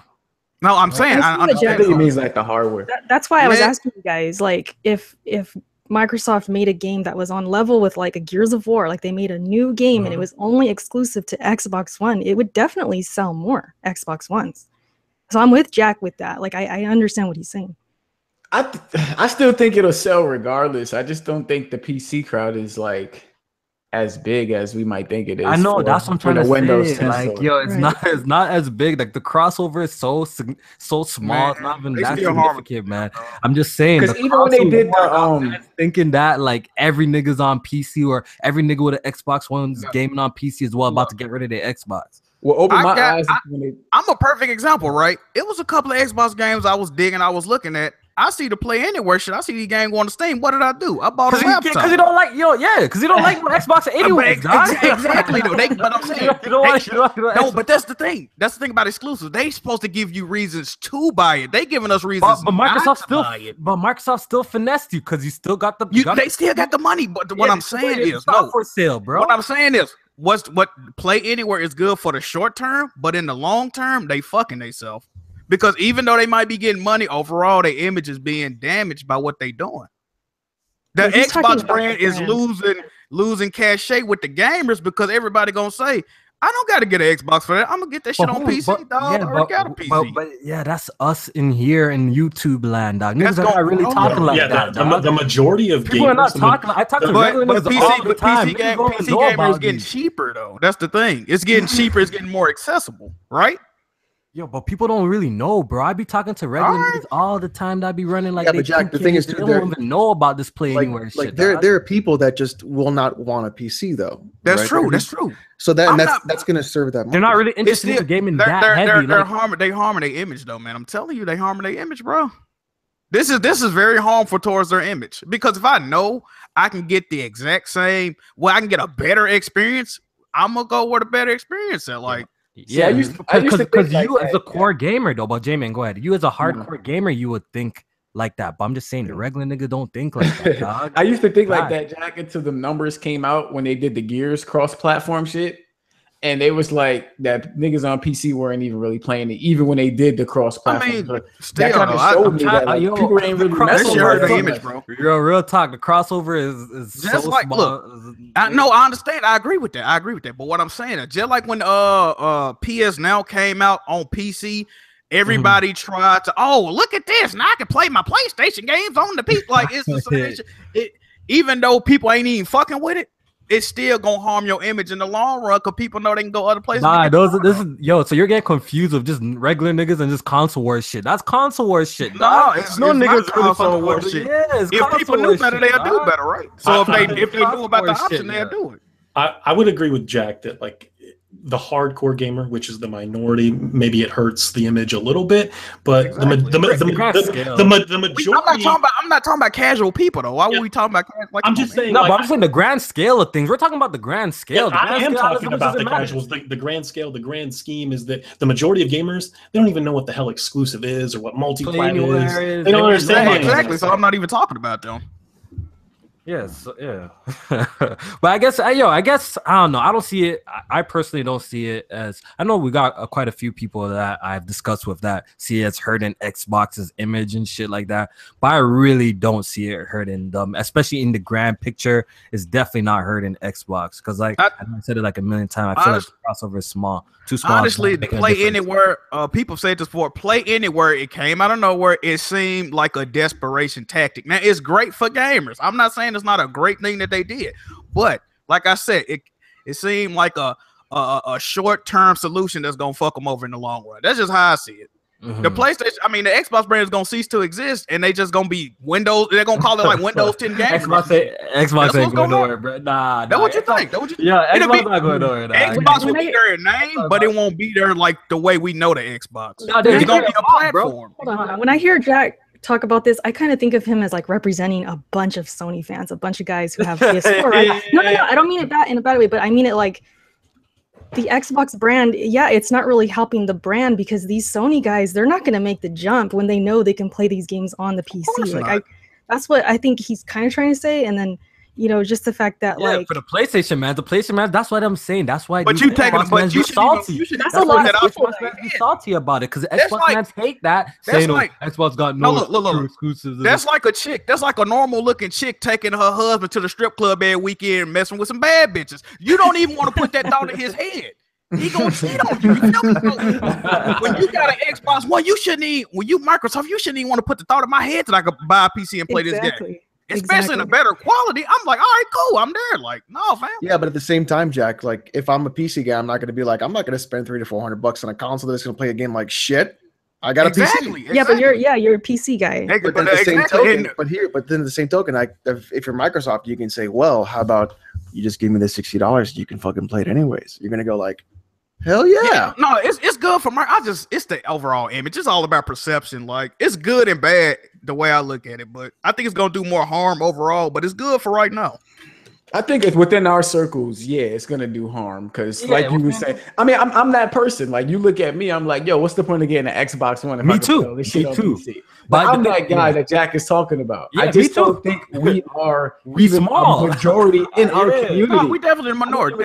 We small as shit, dog. I feel like we small as shit in the grand scheme of things. I feel like it's not detrimental to the Xbox One console. Look, Jack, let me give you a good point right here. How much before Play Anywhere and all of this shit was coming out, the Xbox wasn't selling really much, right? Compared to a PlayStation. What's the difference, dog? Now that's out. No difference, dog. I think that go to the fact that they don't really get games like that, if you ask me. That's what I'm saying, bro. Look, right now, Microsoft's biggest problem is they gotta drop a lot more games, a lot more quality games. I agree with that. That's their biggest issue. That's their biggest issue right now. It's not Play Anywhere. They just gotta drop freaking more quality games. And yeah, it's not good to have like just freaking two games or 3 games coming out of your camp for an entire year. That's not a good look. You feel me? Their problem is they got to drop a lot more games and quality, good ones that niggas actually want to go out and play. And I'm sure Xboxes are gonna suck because people are just gonna go and pick up an X if they want a higher quality. That's gonna be marked as 4K and just have an easy plug and play. This shit, you know what I'm saying? I'm just saying with the fanboy wars, people always throwing you don't need an Xbox because I could get it on PC. But I'm just saying the reality is like niggas ain't really making that move like that for specific. If you're dropping, yeah. If you're look, niggas that are buying or getting into PC gaming, they're not getting it because of freaking Play Anywhere. They're probably getting it for more reasons to play better multiplats. Like it makes no sense. If you're buying a whole PC just to fucking play 3 games a year, then you're retarded. You're building a whole PC to play 3 games. But if you're building a PC, you're probably trying to play multi-platforms on your PC. That add to it though. Think about it. Okay, I could play these games and I could do extra shit. Like I'm playing exactly. The thing is like that. Those are the pros of PC gaming. Like there's so much more to do that with. Well, exactly. But when you're looking at it though, the thing is people are saying in the chat like, oh, PlayStation doesn't need, they're not doing that. It's not going to hurt them. Well, the thing is, Sony doesn't have an operating system, right? Sony is not running an OS. Sony does not have there's money to be made here, bro, from Microsoft. It's definitely money to be made. They do it right. If they do it right. So the thing is, logically, when you're looking at it, you have a massive amount of consumers that are using your operating system that you can potentially tap into that you are not tapping into because you are forcing a $300 to $500 gateway before you can play these games. Why? They already have your operating system. They already have the PCs for it. Give them the games. There are people that are not going to buy a PC because they don't want to buy a PC. But if you limiting that actual thing because you want them to buy a console that you are not making money on until much later on in life when you make more money on the software side. And that adds to the perception. To me, just on the outside looking in, the way I perceive it is Microsoft really don't give a fuck about the actual Xbox console. So with me looking at that, I don't even want to buy it just because of the way they doing it. Like, they trying to make money. Everyone trying to make money. I understand it, but why would you even buy Xbox One just by the way they doing it? Like that joint get drug in the mud. It ain't no exclusive games on that bitch like Sunset Overdrive. Like, come on, man. It's no reason to buy Xbox One. Nobody's realizing this. Like, it's crazy. They're definitely pushing. It's all Microsoft's fault. Yeah, they're pushing it more as a service than actual. Here's our exclusives. Here's our you know games. what? That's where gaming is going. It's moving. That's true. Unfortunately, yeah. So it ain't really a bad thing. Maybe they have the future vision and they just capitalizing on what they're doing. Like they could be making the right moves for the future right now, dog. Maybe. Could be. You know what I'm saying? Like I don't. If you guys think people actually think Xbox is dead, then like or it's dying like that, it's not dying like that. Xbox gonna be around. It's gonna be around for years, my nigga. You mean like the hardware? The servers, not the hardware. I think the hardware won't be around, bro. I think there's it's going to get to a point. But think about it. It's money going to get to a point where you're not even going to need hardware anymore. It's just going to be a little. Then that's the whole direction that the industry is going. That's the whole industry. It's just going to be a little gateway box. You plug that into your TV or as an app on your TV, and you play your games that way. Fuck the consoles. It's going to go away, dude. It's all going to be an app now. Yeah, yo, Smooth, bro. What's up, bro? What's up, guys? Pulling his hair out. He's got to go. Smooth wanted to pull up. Yo, shout out to Kid Smooth. He pulled up like Devo. I see Kid Smooth pop up and it's like, oh boy, here we go. I bet Smooth agree with me too. Yo, all right, so Smooth. You've been listening in obviously because you've been in the chat. So, what's your thoughts on Xbox Play Anywhere? I know you're probably one of the few that actually think it's hurting Xbox and stuff like that, right? So, you have the platform, bro. Yeah, by perception, it hurts it. Now, me personally, I always said there's nothing wrong with it. Think it's a great idea, but by perception, it hurts it because majority of the gamers and most of our like gaming media and stuff like that, most of our gaming knowledge is coming from YouTube, Twitter, Instagram, and stuff like that. So when everybody's talking about Xbox games, they're and a lot of the bigger guys, they're either playing on PC or they're talking about how you don't need it.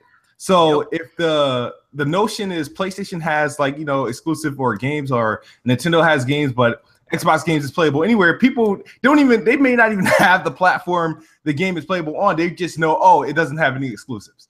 So, and with that going forward, it's just really, it is a it does leave that lingering effect like, wow, the Xbox doesn't have any games, or every game that they get is going to PC, or it's to the point where even why do some you of keep their on saying going to PC like that? That's a harmful narrative, bro. That's very harmful. Going to PC. It's not even like going to PC. It's going to Microsoft's platform. It's going to their Windows store. It's but the thing anywhere. The thing I can't stand is when people be like, oh well, it's not hurting it, but then turn around and say, oh well, I don't have an Xbox because I play all the games on PC. Yep. Well, that's a double. You're just kind of like, well, how far do you think but that? Hold on, but wait, I'm sorry to interrupt. That's what I'm trying to. I'm sorry. So what is? So you're saying it's okay, like, in the fact that they have to buy a console to play that game if they can just play it on their PC anyways? Do you think that's? No, but what Smooth needs to understand, dog, is that when you're buying the game off the window, obviously you know this. We're still supporting. We're still part of the whole ecosystem. No, but Smooth is agreeing with y'all. What he's saying is the perception. Like, how far does that perception reach?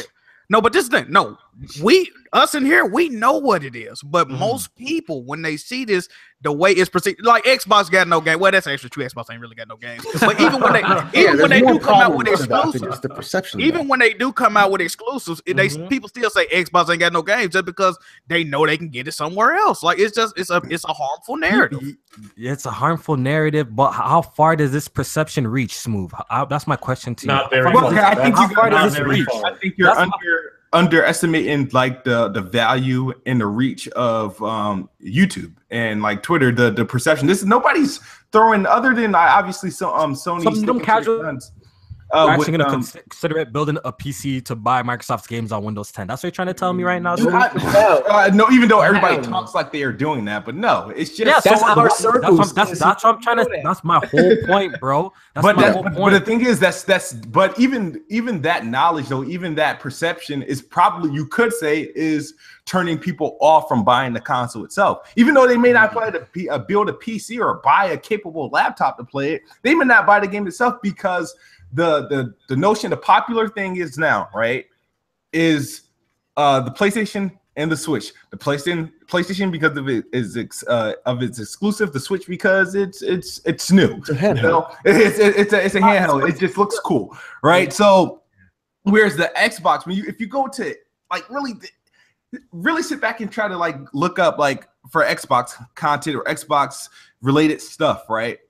There's going to be a high level, either a scrutiny, but ifs. There's no like, oh, this is like awesome. There's always like an what's the word I'm looking for? An asterisk next to any news or any even suggestions. You know what I mean? It's like I think you guys are undervaluing the outreach of YouTube, Twitter, and Instagram of like how we talk about these consoles and what's popular or not.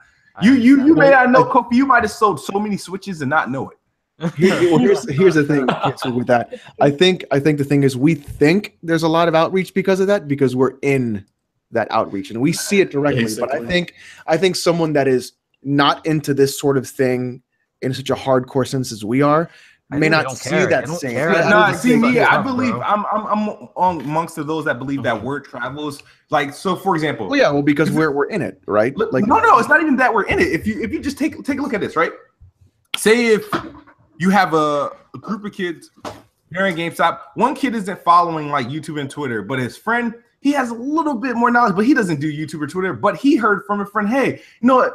Don't get an Xbox, get a PlayStation because they got this in the 30. He's not even going based off his knowledge. He's going based off of a friend's knowledge that watches YouTube. And so that friend is following that. Be like, all right, so you're going to get it. All right, I'm going to get that. Oh, you can do this. And that works. But the thing with this generation, with that scenario, they're buying consoles because their friends buying the same console. Yeah, so that's, yeah. So wait, forgot where I got the sword. It's like, oh, we're friends. Let's wait a minute. I just brought, yep. Wait a minute. How can we say things like the narrative that PS4 got higher resolutions harmed the Xbox and the 2013 press conference harmed the Xbox, but people saying that Xbox ain't got no games ain't harmed it? Like, that's I'm not understanding that. No, that all harms. Word of mouth is very, like Smooth is saying, I rarely agree with this nigga Smooth. Word of mouth is very, very detrimental, dog. Like when the Xbox 360 was popping, what people just say, oh, I like the ecosystem, all my friends got it, they tell me it's popping on there. That shit spread, bro. Like The thing is, yo, the trend has already been set for this generation, dog. The trend was already set early on. You know how many non-gamers told me Xbox ain't got no games? I'm like, oh, what you gaming on? I'm talking to people at work. Dog, they just randomly have a console. The trend's been set though for this generation, dog. Early on, dog. That's why I truly believe people could disagree, but I feel like the first impressions is why Xbox is where they're at today. But anywhere ain't helping it though. Is they helping? Definitely not helping. That's what I'm trying to say. But Jack, what was it doing before? What was it doing before? But I'm saying though, they're harming their own brand. Like this is not. I disagree with that. They're helping themselves. Like I said, they helping themselves financially, and they might be helping us as gamers. But overall, it's harming their image. And I don't know if they realize it or not, but it is. I seen even Kev the Gamer in the comment section. Shout out to Kev, said I sold my Xbox. I have no regrets. But guess what? He sold it, right? So there's someone interested. So still like that. You know what I'm saying? So I'm telling you, bro, this reach, I feel like this perception thing that you guys are speaking perception is reality, man. Yeah, but I feel like the reach is very small. And niggas don't care, dog. I think perception's important. I feel like some of us, I was like, you guys don't understand like the perception, and the Xbox doesn't understand the perception itself because, like I said, they do things based on facts and data and research. So the same thing that you're dealing with perception is the same thing that I deal with. People say, Alex, you need $1,000 to build a PC, and that is a perception that I have to rally against because it's just factually not true. When you have that perception, people have the perception of I'm not going to spend $1,000 on a PC. I'll spend $300 to $400 on the console and get the same thing there. Yeah, the normal nigga don't care. It doesn't really matter because you're not really hurting your brand. You know how I just people know how I can expose Jack right now. Jack, Jack, take this in. Jack, what's up?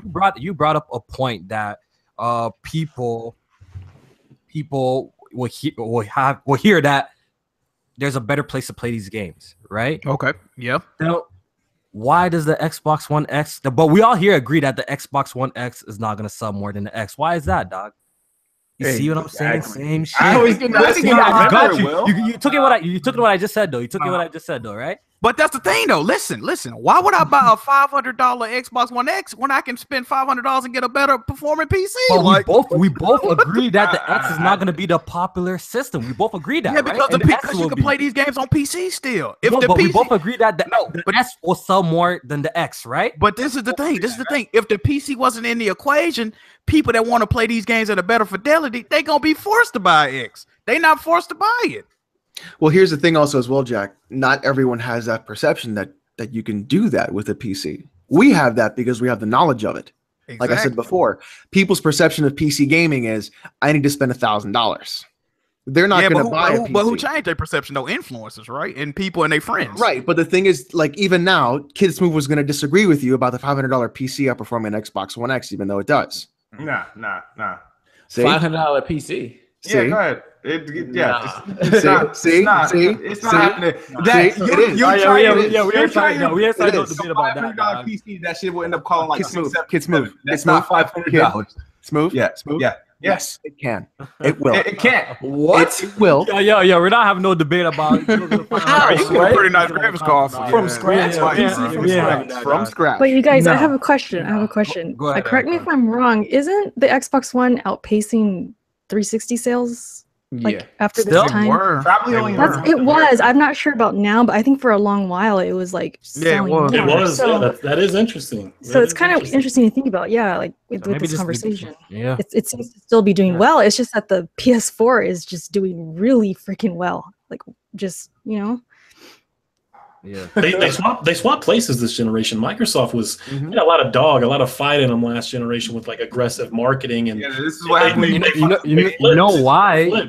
Decisions. It's why? Because all gamers cannot be businessmen or good for marketing. I'm telling you that now. Everybody that you hear talking about like games is like this is why either fanboys can't be in business. This is why gamers can't be in business. It's people that are good at making games and people good with the gaming knowledge, but when it comes to marketing, I'm sorry, those freaking white collared people, you gotta let them do the shit. Because I'll tell you this, the one thing that sucks about Xbox this generation, it's not the games, it's not the performance, it's their marketing is dog shit. Like Like I they disagree with the games, dog. If they had good games, I mean, they've had 100% games, dog. No, it's not. It's not. It's hard to market marketing is bad because these games, if you think about it, with the proper around market, a game after its release, right, that didn't review well, doesn't mean it's not going to sell well. You know how many poor games sold well?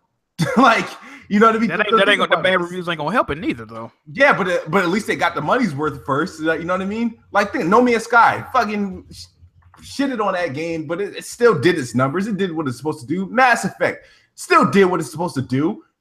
Like it still did their numbers. The thing is that I feel like with the Xbox, even though it's a new console, we're all aware of it. There's no actual massive awareness for it.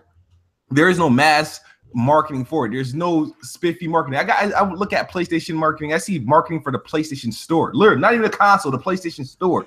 I see marketing for that. You know, Switch, you do get marketing everywhere. There's like, whereas I feel like with the Xbox, they're just like penny pinching on the marketing. It's like, all right, we're gonna market only our AAAs, which they drop once a year or something like that, and then they market like around the holiday time, but they don't have that year-round heavy marketing. And I think that plus the lack of games this year, because I don't want to hear about that no games for the first 4 years. It's the lack of 2017 being the worst year ever for like first party or for content as far as on the Xbox side, is that they didn't really do anything to combat things. Usually when you're lacking somewhere, you make it up in other places. Maybe they tried that with Game Pass or the controllers or the services, the updates, but I feel like those efforts weren't strong enough, and their marketing probably should have been strong enough. They didn't even have a marketing deal this year, like up until like Shadow of War, which is like in October. But if you think about from January to now,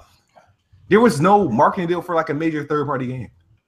Dog, Microsoft just needs the next big thing, man. That's what they just need right now. They desperately need it more than anything else. They need their next. I think that would help the exclusive thing too. Like if a title came out huge like Horizon, people would really shut up about that shit. Don't got no exclusives. Dog, niggas will move Xboxes. It will move Xboxes. Microsoft just needs their next big game, dog. They haven't had that. We can't deny that. Smooth.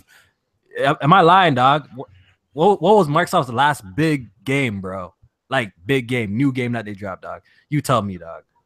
The last big game. Well, is it last big game or last new game? New game, new IP. New IP. What's the last big game that like they dropped? What was it? Last new one was Quantum Break. Boy, bro. You acted. I think what they're asking. Look, that's what hurt Xbox the most. Yeah. That's a dumb question. That's the dumb way to catch it. So you're asking me, it was a factual answer. Are you going by based on sales or reception? Yeah, reception. Okay. What was your last critically acclaimed game, big game, new IP? I don't buy into all that new IP. But critically acclaimed stuff, because here's the thing. What the problem is at the end of the day, that matters. Don't say that matters. Y'all talk about perception. You're the Mr. Perception. So good review games. Think about it. If Quantum Break sold like $1 million out the gate, what is it? Isn't it still fucking? It's now on par with the last new PlayStation game. If it was sold just as much, right? But because it didn't, it's we don't count. Why? Because you know why? Look, people always say Microsoft is single player is just not working for Microsoft. They didn't focus on no. They just haven't dropped a all their new really good single player games. All their new IPs a really good one, dog. Except Sunset Overdrive, which is still a little. All their new IPs has been single player. They haven't fucking dropped an amazing single. It has to be the whole package. Here's the thing, like that. It's. What do you mean? All right, go ahead. Who's to decide the game is amazing? You know what I mean? It's like who's like, all right, we have a game. It's a piece of crap until somebody decides to decide it's great. It's us. Everybody can uniformly agree that the game is great. Yeah, what do you think? You think because of just reviews saying Zelda Breath of the Wild is great, that's why niggas are just saying Zelda is fucking great? No. Yeah, absolutely. Yes, people are prisoner of the moment every time. Meek Mill could drop an album with one hot song and people would be like, oh my God, this is hot, because they were first to hear it. Like Jamie's album, she wasn't that hot. It was just talking about it. You know what I mean? So if anybody, you can control anything. if you give it that, if everybody's on the road, like, you know what, this is good, and we let it out, and the people see, imagine, right? Zelda, the game itself, right? Imagine if it scored 60s, 70s with the same exact game we got. Would everybody's reaction and hype and love? Because it probably really would. It probably would deserve that. It probably would deserve pretty much like that. Wait, hold on. So Zelda, this movie saying that if the reviews were coming out for Zelda and it was a 60 or a 70, you're saying people wouldn't praise it as much. People wouldn't praise it. Of course, people wouldn't praise games like God Hand that had like notoriously bad scores, but is one of the best games on the PS2. I can't agree with this because like a game, as a gamer, a game has to appeal to you and that makes you want to buy it. And the argument is that Microsoft is not coming out with enough of those games right now, right? Let me take Neo, for example. I have no idea what the reviews were for Neo. I honestly don't. I wanted to buy that game because it looked amazing and I loved the game. I have no idea what if it got 9s, 8s, I don't know. So I can't really agree with the whole, if Zelda got lower scores, I wouldn't like it as much. I can't. Look at No Man's Sky. The hype before the review scores came out and then after the review scores came out, as well as people playing the game. We played the game and we found out that was fucking shit. No, but this is the thing. Reviews, all this stuff, influence, all that stuff, even if it might not, you might not think it affect you subconsciously, that shit does have an effect. Yo, Jack, I totally agree with you. Look, review scores do play a factor in people's purchase decisions. It's just a fact. And their enjoyment of the game. They do play a factor, right? But I'm just saying, like, you can't be like, oh, just because IGN said this is a 9 out of 10, now people, all of a sudden, everyone is just running with it or thinks that it's a 9 out of 10. Look, I remember IGN made a review for Aliens Isolation or some shit. I gave it like a 6. You know how much people who played the game and came out and got at IGN and disagreed? So no, niggas could think for themselves out here. Smooth. It's not, people are not just following a wave when they see it affected Alien Isolation sales. I guarantee it. I don't know about that. I can't really speak on it because it may affect sales, but your overall enjoyment of the game, I think people enjoy it is because it's presumed as a great game. Like, you know what I mean? There's some people, you know what, people will try it. People will be more inclined to try it if they see it. Like, if you're new to it, I agree with that. You know what I'm saying? Let me just present this to the panel, and I'd like Smooth to go first.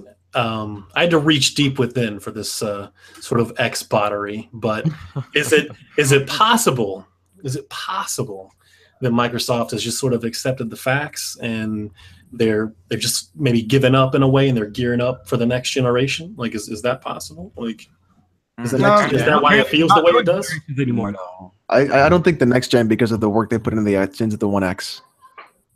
But they look at that as a third party box. It's clearly they look at it as a third party box. Clearly, what's the third party box for this year? Oh yeah, Microsoft need to drop games. Yo, like, we can move on and wrap up the podcast soon. But like, yo, all it is right now, Microsoft needs to drop some games. And then that'll change. We could all agree on that. Yeah, they just need to drop some motherfucking games, dog. Straight up. Yeah, but apparently they don't, because when they do, if it ain't the next big thing, it's like they need so we want a good game, Smooth, dog. What are you trying to say? Dog? We obviously want a good game. What the fuck? You can't drop shit that niggas gonna be happy with it, dog. Drop a good game. I'm inclined to agree with Kofi on that one. They dropped a bunch of new IPs in generation and nobody liked them. That's just saying. Oh man, you can't be like, just drop a game. When man say drop a game, we actually want a good game, like really. Every game that I want to play, I want it to be a masterpiece. I go into that. Every game I want to play, I really want to enjoy it. Especially for $60. You feel me? Like, I don't want average games. Some games turn out average, yeah. But every game that I play, I want it to be amazing, dog. Some of the best $20 to $30 games will be releasing on Xbox this year. I'm telling you that right now. I can agree with that. The best $20 to $30 games will be releasing on Xbox this year. Like Cuphead. I can see that. Cuphead. About Cuphead. I'm talking about Hello Neighbor. That shit. Hello Neighbor about to be trash, dog. Oh my god! And I just came off of playing a tiny build game, which was Mr. Shifty. So I don't hate tiny build games, but Hello Neighbor look kind of whack to me, bro. I'm not feeling it. Yeah. I think I would like Microsoft to really start developing some studios in house. Yeah, we'll see what that's not happening. I'd rather just buy out third-party studios, honestly. It seems like they're not going to do that. Because, look, to be honest, if Microsoft was interested in building up studios, they would already by now. You know what I'm trying to say? They would already showed their investment in that. I would like to be a fly on the wall during their conference calls and their meetings and just listen to what their plans are, because it's like we can sit here and speculate all day long. Yeah, they're here trying to finesse niggas with microtransactions, all that shit. Yeah, just hearing what their ideas are and where they're planning to go with that brand, because it's such a weird thing that we've never seen anything like this before, and it's really breaking convention of what gaming is going to be, because I honestly think they're looking way past generations. I think they're looking towards service features and services. That's what I think they're going. I think the building blocks of that, like the building blocks of them, you know, really combining Windows and Xbox, it's all one big thing, man. Mm-hmm. And I think what they're going to do is they're going to go to third parties and they're going to say, we have, you know, Sony may have 60 million consoles, but we have 1 billion users. Oh, with the whole ecosystem. Who do you want to sell? Boxes like Steam boxes, bro. Because look, you could sell. You only could sell a console once. You know, you only could sell a console once to a man, unless you're just like a hardcore guy. You buy like the same console like 5 times when they redesign it. But you know what I'm saying? You could buy the console once. The better customer is the guy who buys the software, pays the subscription. You know what I'm trying to say? Pays monthly to that shit. That's like the better customer. I'm pretty sure Microsoft rather have a guy who. Or a less installed base, but you know, they all have Xbox Live. They're all but it's free on PC though. They're all buying a lot of games. You know what I'm saying? I'm just saying, like, I'm just trying to make the point that just because you have a whole bunch of console sales, you know what I'm saying? I'm pretty sure they rather have active, of course they want the person active ecosystem, more active. You know what I'm saying? Of course. Yeah. All right, so we can move on. Shout out to the people in the chat listening through this. I think it was a good conversation that we just. Yeah, it was good. It was a good conversation. Shout out to you. Can we get 100 likes before this podcast ends, bro? And I'm gonna shout out some people real quick. We're at 91. 9 more. Come on. Little Main. Shout out to you, Brandon. Shout out to you, bro. Chrono Clicker. Shout out to you, dog. Charisma. Shout out to King Wave for the PC conversation and Kev the Gamer. Shout out to you, bro. Who else didn't get to shout out today? Master Shake, shout out to you, man. Who else up in here, man? Who didn't get a shout out? Bear Hugger 29. Bear Hugger, man. Bear Hugger, man. It's time for NBA. Shout out to you, Leon's. Shout out to you, man. Appreciate it. Appreciate everyone who thumbs up.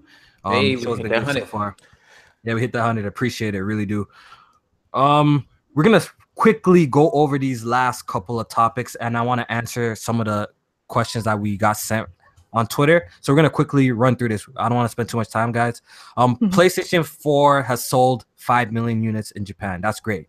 Dope. It's actually on par with the PS3, you know, at the same amount of years in Japan. Yeah, so that's great. PlayStation is doing well in Japan. So, Japan's a factor. 5 million consoles. People say Japan's irrelevant. People be saying Japan's irrelevant and JRPGs be irrelevant, but Persona 5 sold 1.8 million copies worldwide. That's pretty damn good for a so-called niche game. Almost 2 million copies. So dope as hell. That's really good. I still gotta get. Yeah, and I know got my copy. And I know Top Dog's probably somewhere saying, Kofi, you ducked that game, dog. It's in the backlog. It's coming, dog. Yeah, you gotta invest your whole life to that shit. When you know what I'm saying, bro. It's like a 70-hour game. Yo, the thing is, like, I'm trying to focus on one game at a time these days. Like, every game that's in my backlog too is like over 20 hours long that I'm trying to play. Playing Mass Effect right now, that game long as shit. Especially because if you want to really enjoy it and do the side shit, you know, like I'm trying to finish Nier up. How long is that shit? You know, like all the games that I play are long as hell, dog. So I'm trying to fucking, you know, take it one at a time. Persona's definitely gonna be finished before this year is over for me. I just beat Persona 4, so I ain't ready for another 100 hours. I'm good. Yeah. I'm definitely saving that for a little bit later. I'm gonna finish this shit first. What I got? Marvel vs. Capcom Infinite thoughts, real quick. Jack, thoughts on it? Trash. That's perfect. That's all I needed to hear, bro. Kids move. I couldn't even. I played the demo and interested. No, I'm not really into those type of games. I mean, the characters are cool to look at, but I was like, all right, cool. I did my job. J-Man, what do you think? Fighting games are irrelevant until Dragon Ball FighterZ. That's my answer. I don't need to even say anything else. That's my answer. Alex, you interested in Marvel vs. Capcom? No, I'm interested in Dragon Ball. Yeah. You already know. Yo. Quickly, who's your character, dog? In Dragon Ball? Yeah, who you gonna be rocking with? Who am I gonna be maining? Probably Krillin. Krillin. Krillin probably gonna be firing the game low key. It's a dark horse character. It's a dark horse, guys. You know, he's gonna be. I got Trunks, man. Trunks is looking kind of lit. I can't even lie. David, he's looking kind of lit after that trailer. Icy, bro. What do you think of Marvel? I think I'd rather play Injustice 2 or something. I'm more of a DC guy, but Marvel's definitely killing it with the movies for sure. Yeah, well, their game though, it's looking kind of spooky, man. Erica, you interested in getting Marvel vs. Capcom? Not really. I don't really play fighters anymore. I just know people are upset about this game. I know we're gonna get into that right now. The graphics, the roster, people are really upset. Yeah, I just wanted to quickly talk about the problems that people have with this game. First of all, no X-Men characters. All right, even then, it's still the Capcom characters is kind of underwhelming in my opinion. I feel like the roster could be much better. The visuals look like ass, and I had this whole debate with BG and a couple of people. Red too jumped in saying freaking graphics don't matter in the fighting game, and I'm like, yo, are these niggas crazy, dog? Like, where have you guys been? Obviously, gameplay is a huge factor, and it's obviously the part of any fighting game. But to write off visuals in a fighter is pretty dumb. Like, why are people so excited for Dragon Ball Fighter Z, right? Because it looks so authentic. It looks so true to the show. It looks visually appealing.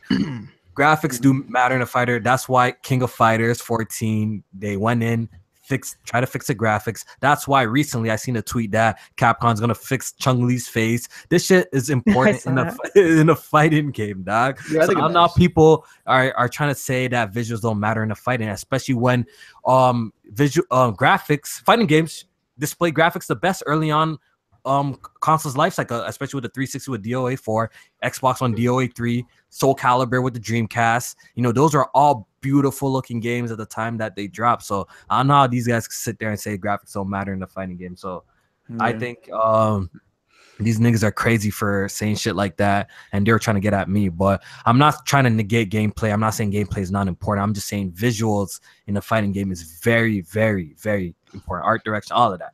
Yeah. I was really surprised BG said this. Like, he's supposed to be the big boss. I don't know. I don't know what to think about it, because when I think back to like the old days, like Super Nintendo, Genesis, like graphics were always important with fighters. Like, there were people who would prefer the SNES over the Mortal Kombat over Genesis, even though it had blood. Like, it's always been a factor. I don't know why. Like, where it looked better on Super Nintendo, so we played it there. Like, it's always been like that. It's always been like that. Like, those games really showed off. They're always been like, certain fighting games have been like a staple for graphics. Like, even when like Tekken and them dropped, like those were like great looking games at the time. Virtual Fighter, those are all visually, appealing games, but apparently, visuals don't matter in a fighter. And I watched BG's video. It was actually pretty funny. He also made a point saying, who cares like what characters are in the game? He kind of made a point like that. I'm like, what the fuck? Then why play any other fighting game, or why play a specific fighting game? Wasn't he talking about soundtracks too? Yeah, he was saying something about like roster, like soundtracks aren't important. He's saying like something like roster doesn't matter or some shit. I'm like, then why play any fighting? Why don't we just jump and play Skullgirls or any sort of fighting game then if roster don't really matter like that? What the fuck? Roster is what matters, dog. Right now, Dragon Ball Z fighters dropped with fucking like 4 characters. Who's fucking with that? Roster does matter, and it depends who's in the game. Yeah, I could see people not buying Marvel vs. Capcom because X-Men characters are not in. That's big. I used to fuck. My team is Magneto. Iron Man's in there, so I'm good. And fucking Wolverine. Those are like my characters, dog. Like, you know what I'm saying? The fact that they're not in the game is depressing, bro. You know what I'm trying to say? That's like, yeah. So I don't know how you could be saying shit like that, but it's whatever. Everyone got a different. Maybe he was thinking you meant graphics were more important than gameplay, but you never really said that. I think that's what Red thought I was saying when she was jumping in and stuff. But I wasn't negating like gameplay at all. I'm just saying your game needs to look visually appealing. Like, you think these evil tournaments want boring, ugly ass looking games? They ain't really fucking with that, dog. They want games that look great, dog. That's why games like Tekken look amazing, and that's what I'm trying to say, man. Graphics always matter. Graphics matter, but I think what BG maybe meant to say was that in a fighting game it might be Let's see if I can pull up. it might be a little less relevant than in something like The Last of Us, you know, where you're trying to be immersed in the experience. You know what I mean? I think that's what he meant to say. You wouldn't want to play The Last of Us 2 with it looking like a late generation PS1 game. PS1 game. But it's inexcusable for it's inexcusable for how Capcom be looking at. Like Dante's face looks fucked up, bro. It look like a nigga slapped him like 100 times. It looks really bad. Yeah, I'm not the biggest fighting game fan, and that game looked like shit. That's unacceptable. That's not acceptable to me, bro. For me, that's a no, dog. Anyways, let's get to the Twitter questions and wrap up. It's been a good show so far. Shout out to everybody watching. Before you do that, I'm gonna hop out of here. All right, respect that you guys listening. All right, best bud. Thanks for getting me here last minute. All right, smooth. All right, you guys have a good one. Good show. Good night. All right, so shout out to Los Dreams. He says, if you could only play one, Spider-Man or The Last of Us 2, what would you play? Oh, come on, you really taking this question off? Are you really taking this question? Yo, people in the chat, I want you guys to to participate in this. Damn it, I'm on my Marvel hype shit right now too. And you gonna ask me that kind of question? Jack. The thing is, look, I know it seems like a clear answer to you, obviously, like The Last of Us 2, but like I'm so content with The Last of Us 1. Like I was at a point when that game dropped and I finished it. If they never made like a sequel to it, I would have been fine, you know. But I'm kind of hyped for this Spider-Man because this might be the very first good Spider-Man game like that, dog. I might want to hold Spider-Man low key, bro. Yo, Spider-Man is that Spider-Man game looks incredible. Don't get me wrong, but Peter Parker can take his web slinging ass the fuck on. I need Last of Us 2. He can swing the fuck on the Xbox or whatever, bro. I need Spider-Man though. Like that's a game that I'm like after watching the whole E3 demo. I realize that's a game I need. Like I need a good Spider-Man. I think we need a good Spider-Man more than we need in The Last of Us. So I'm gonna go with Spider-Man. I lie, because you already have like a masterpiece already there, dog. Boy, the emotions I expressed when they announced The Last of Us 2, you would have thought my goddamn high school crush sent me a DM on Facebook. Where my eyes was tearing. I was like, oh my god, like I had chills. Come on, man, you can't. That's facts, Jack. That is. It's a biggie. I'm excited. I'm going with Spider-Man, dog. I fucking love Spider-Man. Just get you some nigga do both, man. That's my answer. Yeah. It's a good thing that both is coming, dog. Yeah, we don't have to make this choice, but for the question, I'm going with Last of Us too. I feel like we do have a masterpiece already, but why not have two masterpieces? They're proven. Usually the second one is not as good as the first one. The second one is always not as good. But Naughty Dog's second ones are always good. Sometimes it will be better, man. Sometimes it will be better, man. Play as Ellie? Come on. Because I'm one of the people when Last of Us 1 ended, I'm like, I need more. A lot of people was like, oh no, it's perfect right there. While I agree, it was good where it is. I got so many questions that I want answered, and I think they're gonna go there in this season. I need that Last of Us 2, man. I need it. Yeah, I just hope it's as good as the first one. It really has to be as good as the first one, though, especially that campaign. I didn't really fuck with the multiplayer. I know you or Jack really fucked with the multiplayer. I didn't really fuck with it. I was just more into the single player. I played the single player like 3 or 4 times, dog. It was underrated multiplayer. I beat the game 5 times, I want to say. Jesus. I think I played it twice on PlayStation 3. I played it 3 times on PlayStation 3. I think I'm gonna play it. I think I played it twice on PS4. I'm pretty sure I played it twice on PS4 though. I know I got over 12 days combined playtime between PS3 and PS4. Jesus. Crazy. Yeah. It went ham. It was real. It was real. Yeah, man. The multiplayer had its moments. It was good for a minute. Okay, we got another question from David from Twitter. He says good question. Cell shaded games. What's the best cell shaded game? Borderlands. Wind Waker. Oh yeah, Sly Cooper, right? Facts. You know what I'm gonna throw in? I'm gonna throw in Gravity Rush 2. That game actually looks really damn good, man. Yeah, that was one of mine. The game is beautiful. I can't stand the camera in it though. Yeah, the game actually looks really damn good, man. Gravity Rush 2 is a pretty good game. Borderlands. Jet Set Radio. Crackdown 3. Another one. Yeah, shout out to Terry Crews, man. Oh man. Oh, you see that tweet he sent? That shit was funny as hell. I saw that. I watched the Comic-Con panel, and he might be the best thing about Crackdown right now. Like, yeah, Terry Crews is the best. Fucking dope. Yeah. Hey, do Telltale games count? Alex? Yeah, those are cell shaded. Yeah. Those are cell shaded. Those aren't games. No, but Tales from the Borderlands was Those very aren't pretty. fucking games. It was Those good aren't looking. games. Point and click adventure games are not games. Telltale games are not games. Anything about to get some more Twitter beef. Oh shit. Telltale has some ugly games, but Tales from the Borderlands I thought was really pretty. It was really good looking. Oh, Wind Waker. Oh, how did I forget that? Yo, dude, Wind I Waker said it at the beginning. I said, oh yeah, Wind Waker looks absolutely, especially HD. The Wii U version looks absolutely amazing. That game looks amazing. Dog. Very nice. Amazing. Wolf Among Us is nice too. Yeah, let's move on because we Nino Cooney, people in the chat. That's totally right. Yeah. Okay, yeah, that's a good looking game. Jack, your daughter, your estranged daughter, told me. Okay. Says, Daughter now. Uh-oh. Could the Lost Legacy be more flame than Uncharted 4? I think not. I think Uncharted 4. I think that campaign ended off the series right, and it's always going to hold a special place in my heart because that's the end of Nathan Drake's story. So I don't think this one could top it, but I'm sure this game's going to be great. What do you think? The reason I'm going to say no is because the things I didn't like about Uncharted 4's campaign is the main selling point of the Lost Legacy, and that being the more wide open areas. Now, maybe they improved on and expounded upon the wide open, non-linear gameplay, or linear, as BG would say it. Maybe they, if they improved it, it does have the potential, but I don't think so. Okay. I think to piggyback off Jack, those wide areas were definitely some of my least favorite moments of Uncharted. I do kind of think they're showing these areas to not spoil like the big, good set pieces and stuff like that. But I think in the aspect of the villain, I really like the villain so far from the little bit that we saw for Lost Legacy. Because I mean, Rafe was cool, but I don't know, he wasn't really the best. Like, he wasn't my favorite villain in the series. Just put it like that. Yeah. But I don't know. I think it'll just be more Uncharted 4. So I don't think it's gonna be better though. Yeah, we'll probably answer 2 more questions, and I'm gonna save these questions for next show because this has been going on a little bit. I know people got things to do, so I'm gonna answer 2 more and keep it moving. Okay.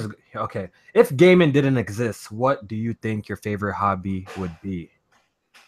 Ooh, that's a good question. Fishing. Probably fishing. What you say, icy fishing? Yeah, I think fishing probably. Man, hanging out on Pornhub. You don't do that now? You already do that enough. Hey, man, y'all say favorite. Well, shit, that might be, but you're right. It would be basketball for me. Definitely music, man. You guys already know, man. I'd be cooking up beats. If I wasn't gaming, I'd probably be doing some ignorant shit in the streets if I had to think about it. I'll probably be.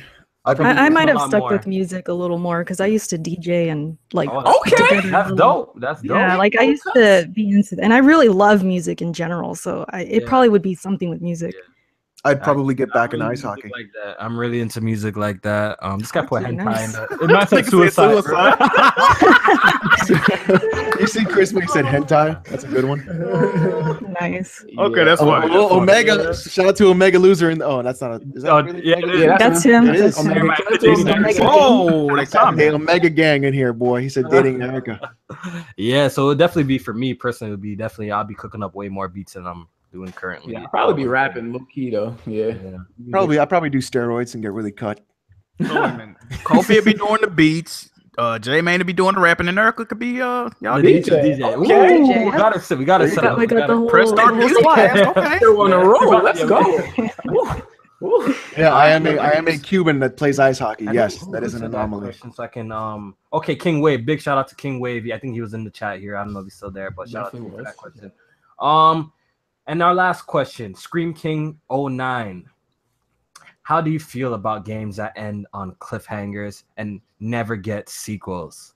Oh, that's a good set was one. Vanquish was another one. So fucking Warhammer is the fucking game Space Marine that needs a goddamn sequel because that fucking game is amazing.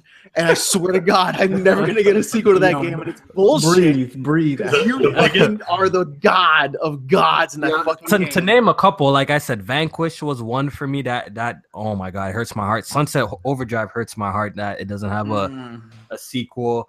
Order 1886 would be nice. God. That's a good one too. It would be nice because that shit ended perfect for a sequel. That joint turned to the Batman at the end. Right? When he was standing above the city. Yeah, the cliffhanger was heavy in that. Yo, Halo 2 had the heaviest cliffhanger though. I don't give a shit. Halo 2 had the heaviest cliffhanger, dog. I think the biggest offender is probably Half-Life 2. That is the biggest offender. Yeah, but Shenmue 2. Yeah, Shenmue 2 also. I never got to play that one. Yeah, a lot of cliffhangers, man. It's sad, man. How I feel about them, man, I get depressed when I think. Yeah, it's about depressing. It's really bad. Especially if it was a good game. Like, yeah, a good game that sold really well too. On top of that, how does that happen? Some games need second chances. It's true, yo. Some games need a second chance. But some companies are with it. They're really with the whole culture. They do it for the culture, for saying they just drop these games. You know what I'm saying? Sometimes they do it, even though they don't perform that well. They still do it. Like look at Gravity Rush, right? Like look at a Gravity Rush. Yeah. When the Gravity Rush 2 dropped, you know. You know what's crazy? Gravity Rush 2 actually sold worse than Gravity Rush 1. That's one, yeah.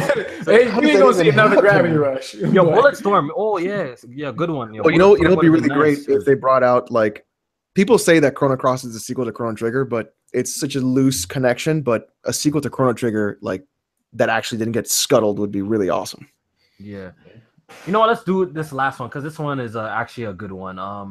Shout out to Wind Waker 98X on Twitter.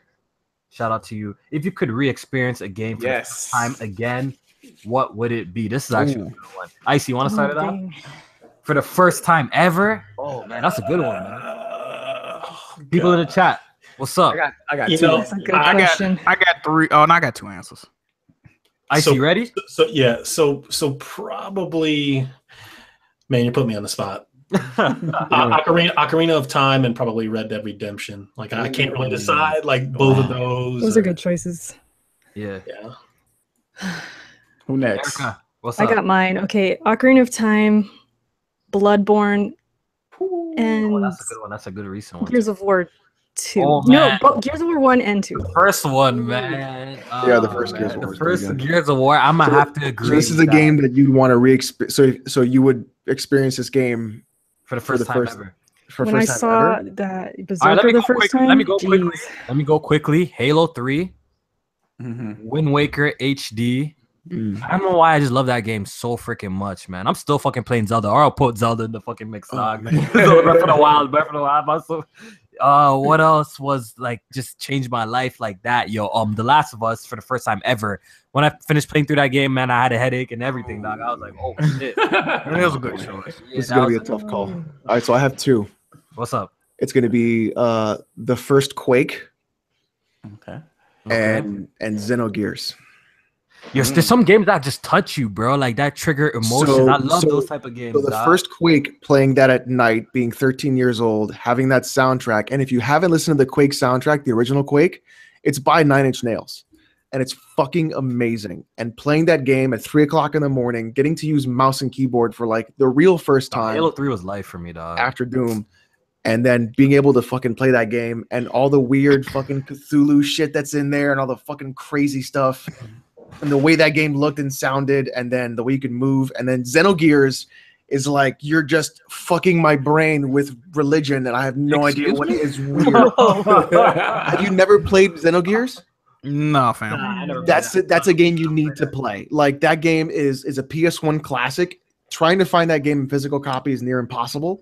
Damn. But that game is unbelievable in every way. It's one of the best RPGs in my opinion ever made. But just because I'm on the spot. It's not coming really to mind. But there's some games that I played that really touched me. I'm like, fuck. You want to go, Jack? Oh shit, Metal Gear Solid. People say Metal Gear Solid. Yeah, that was the one I was gonna say. I was gonna say either Metal Gear Solid 1. That'd be so good. That's the only one I like. Metal Gear Solid 1. I either go Metal Gear Solid 1 or God of War 2.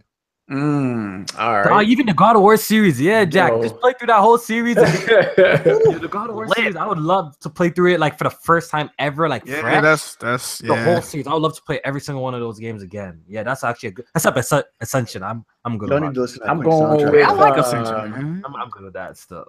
I'm going with GTA San Andreas because that whole experience from raking leaves to get enough money to buy it to going to fucking GameStop and them like giving us the runaround for buying rated M games as a child. Anything happened to me, bro. Yep. We had to ask somebody in the mall to go ahead and get that for us. I know. We got that shit. I know. And then going home and just being blown away by GTA San Andreas was ahead of its time to me. It's my favorite GTA It is. of all time. It totally is.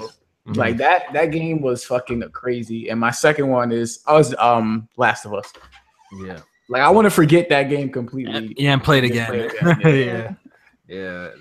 Playing Metal Gear Solid 1 and just like going to be like, oh, this is gonna be a cool spy game, to then going full Kojima and like you're out of your fucking like it just, oh man, that'd be so good to do all over again.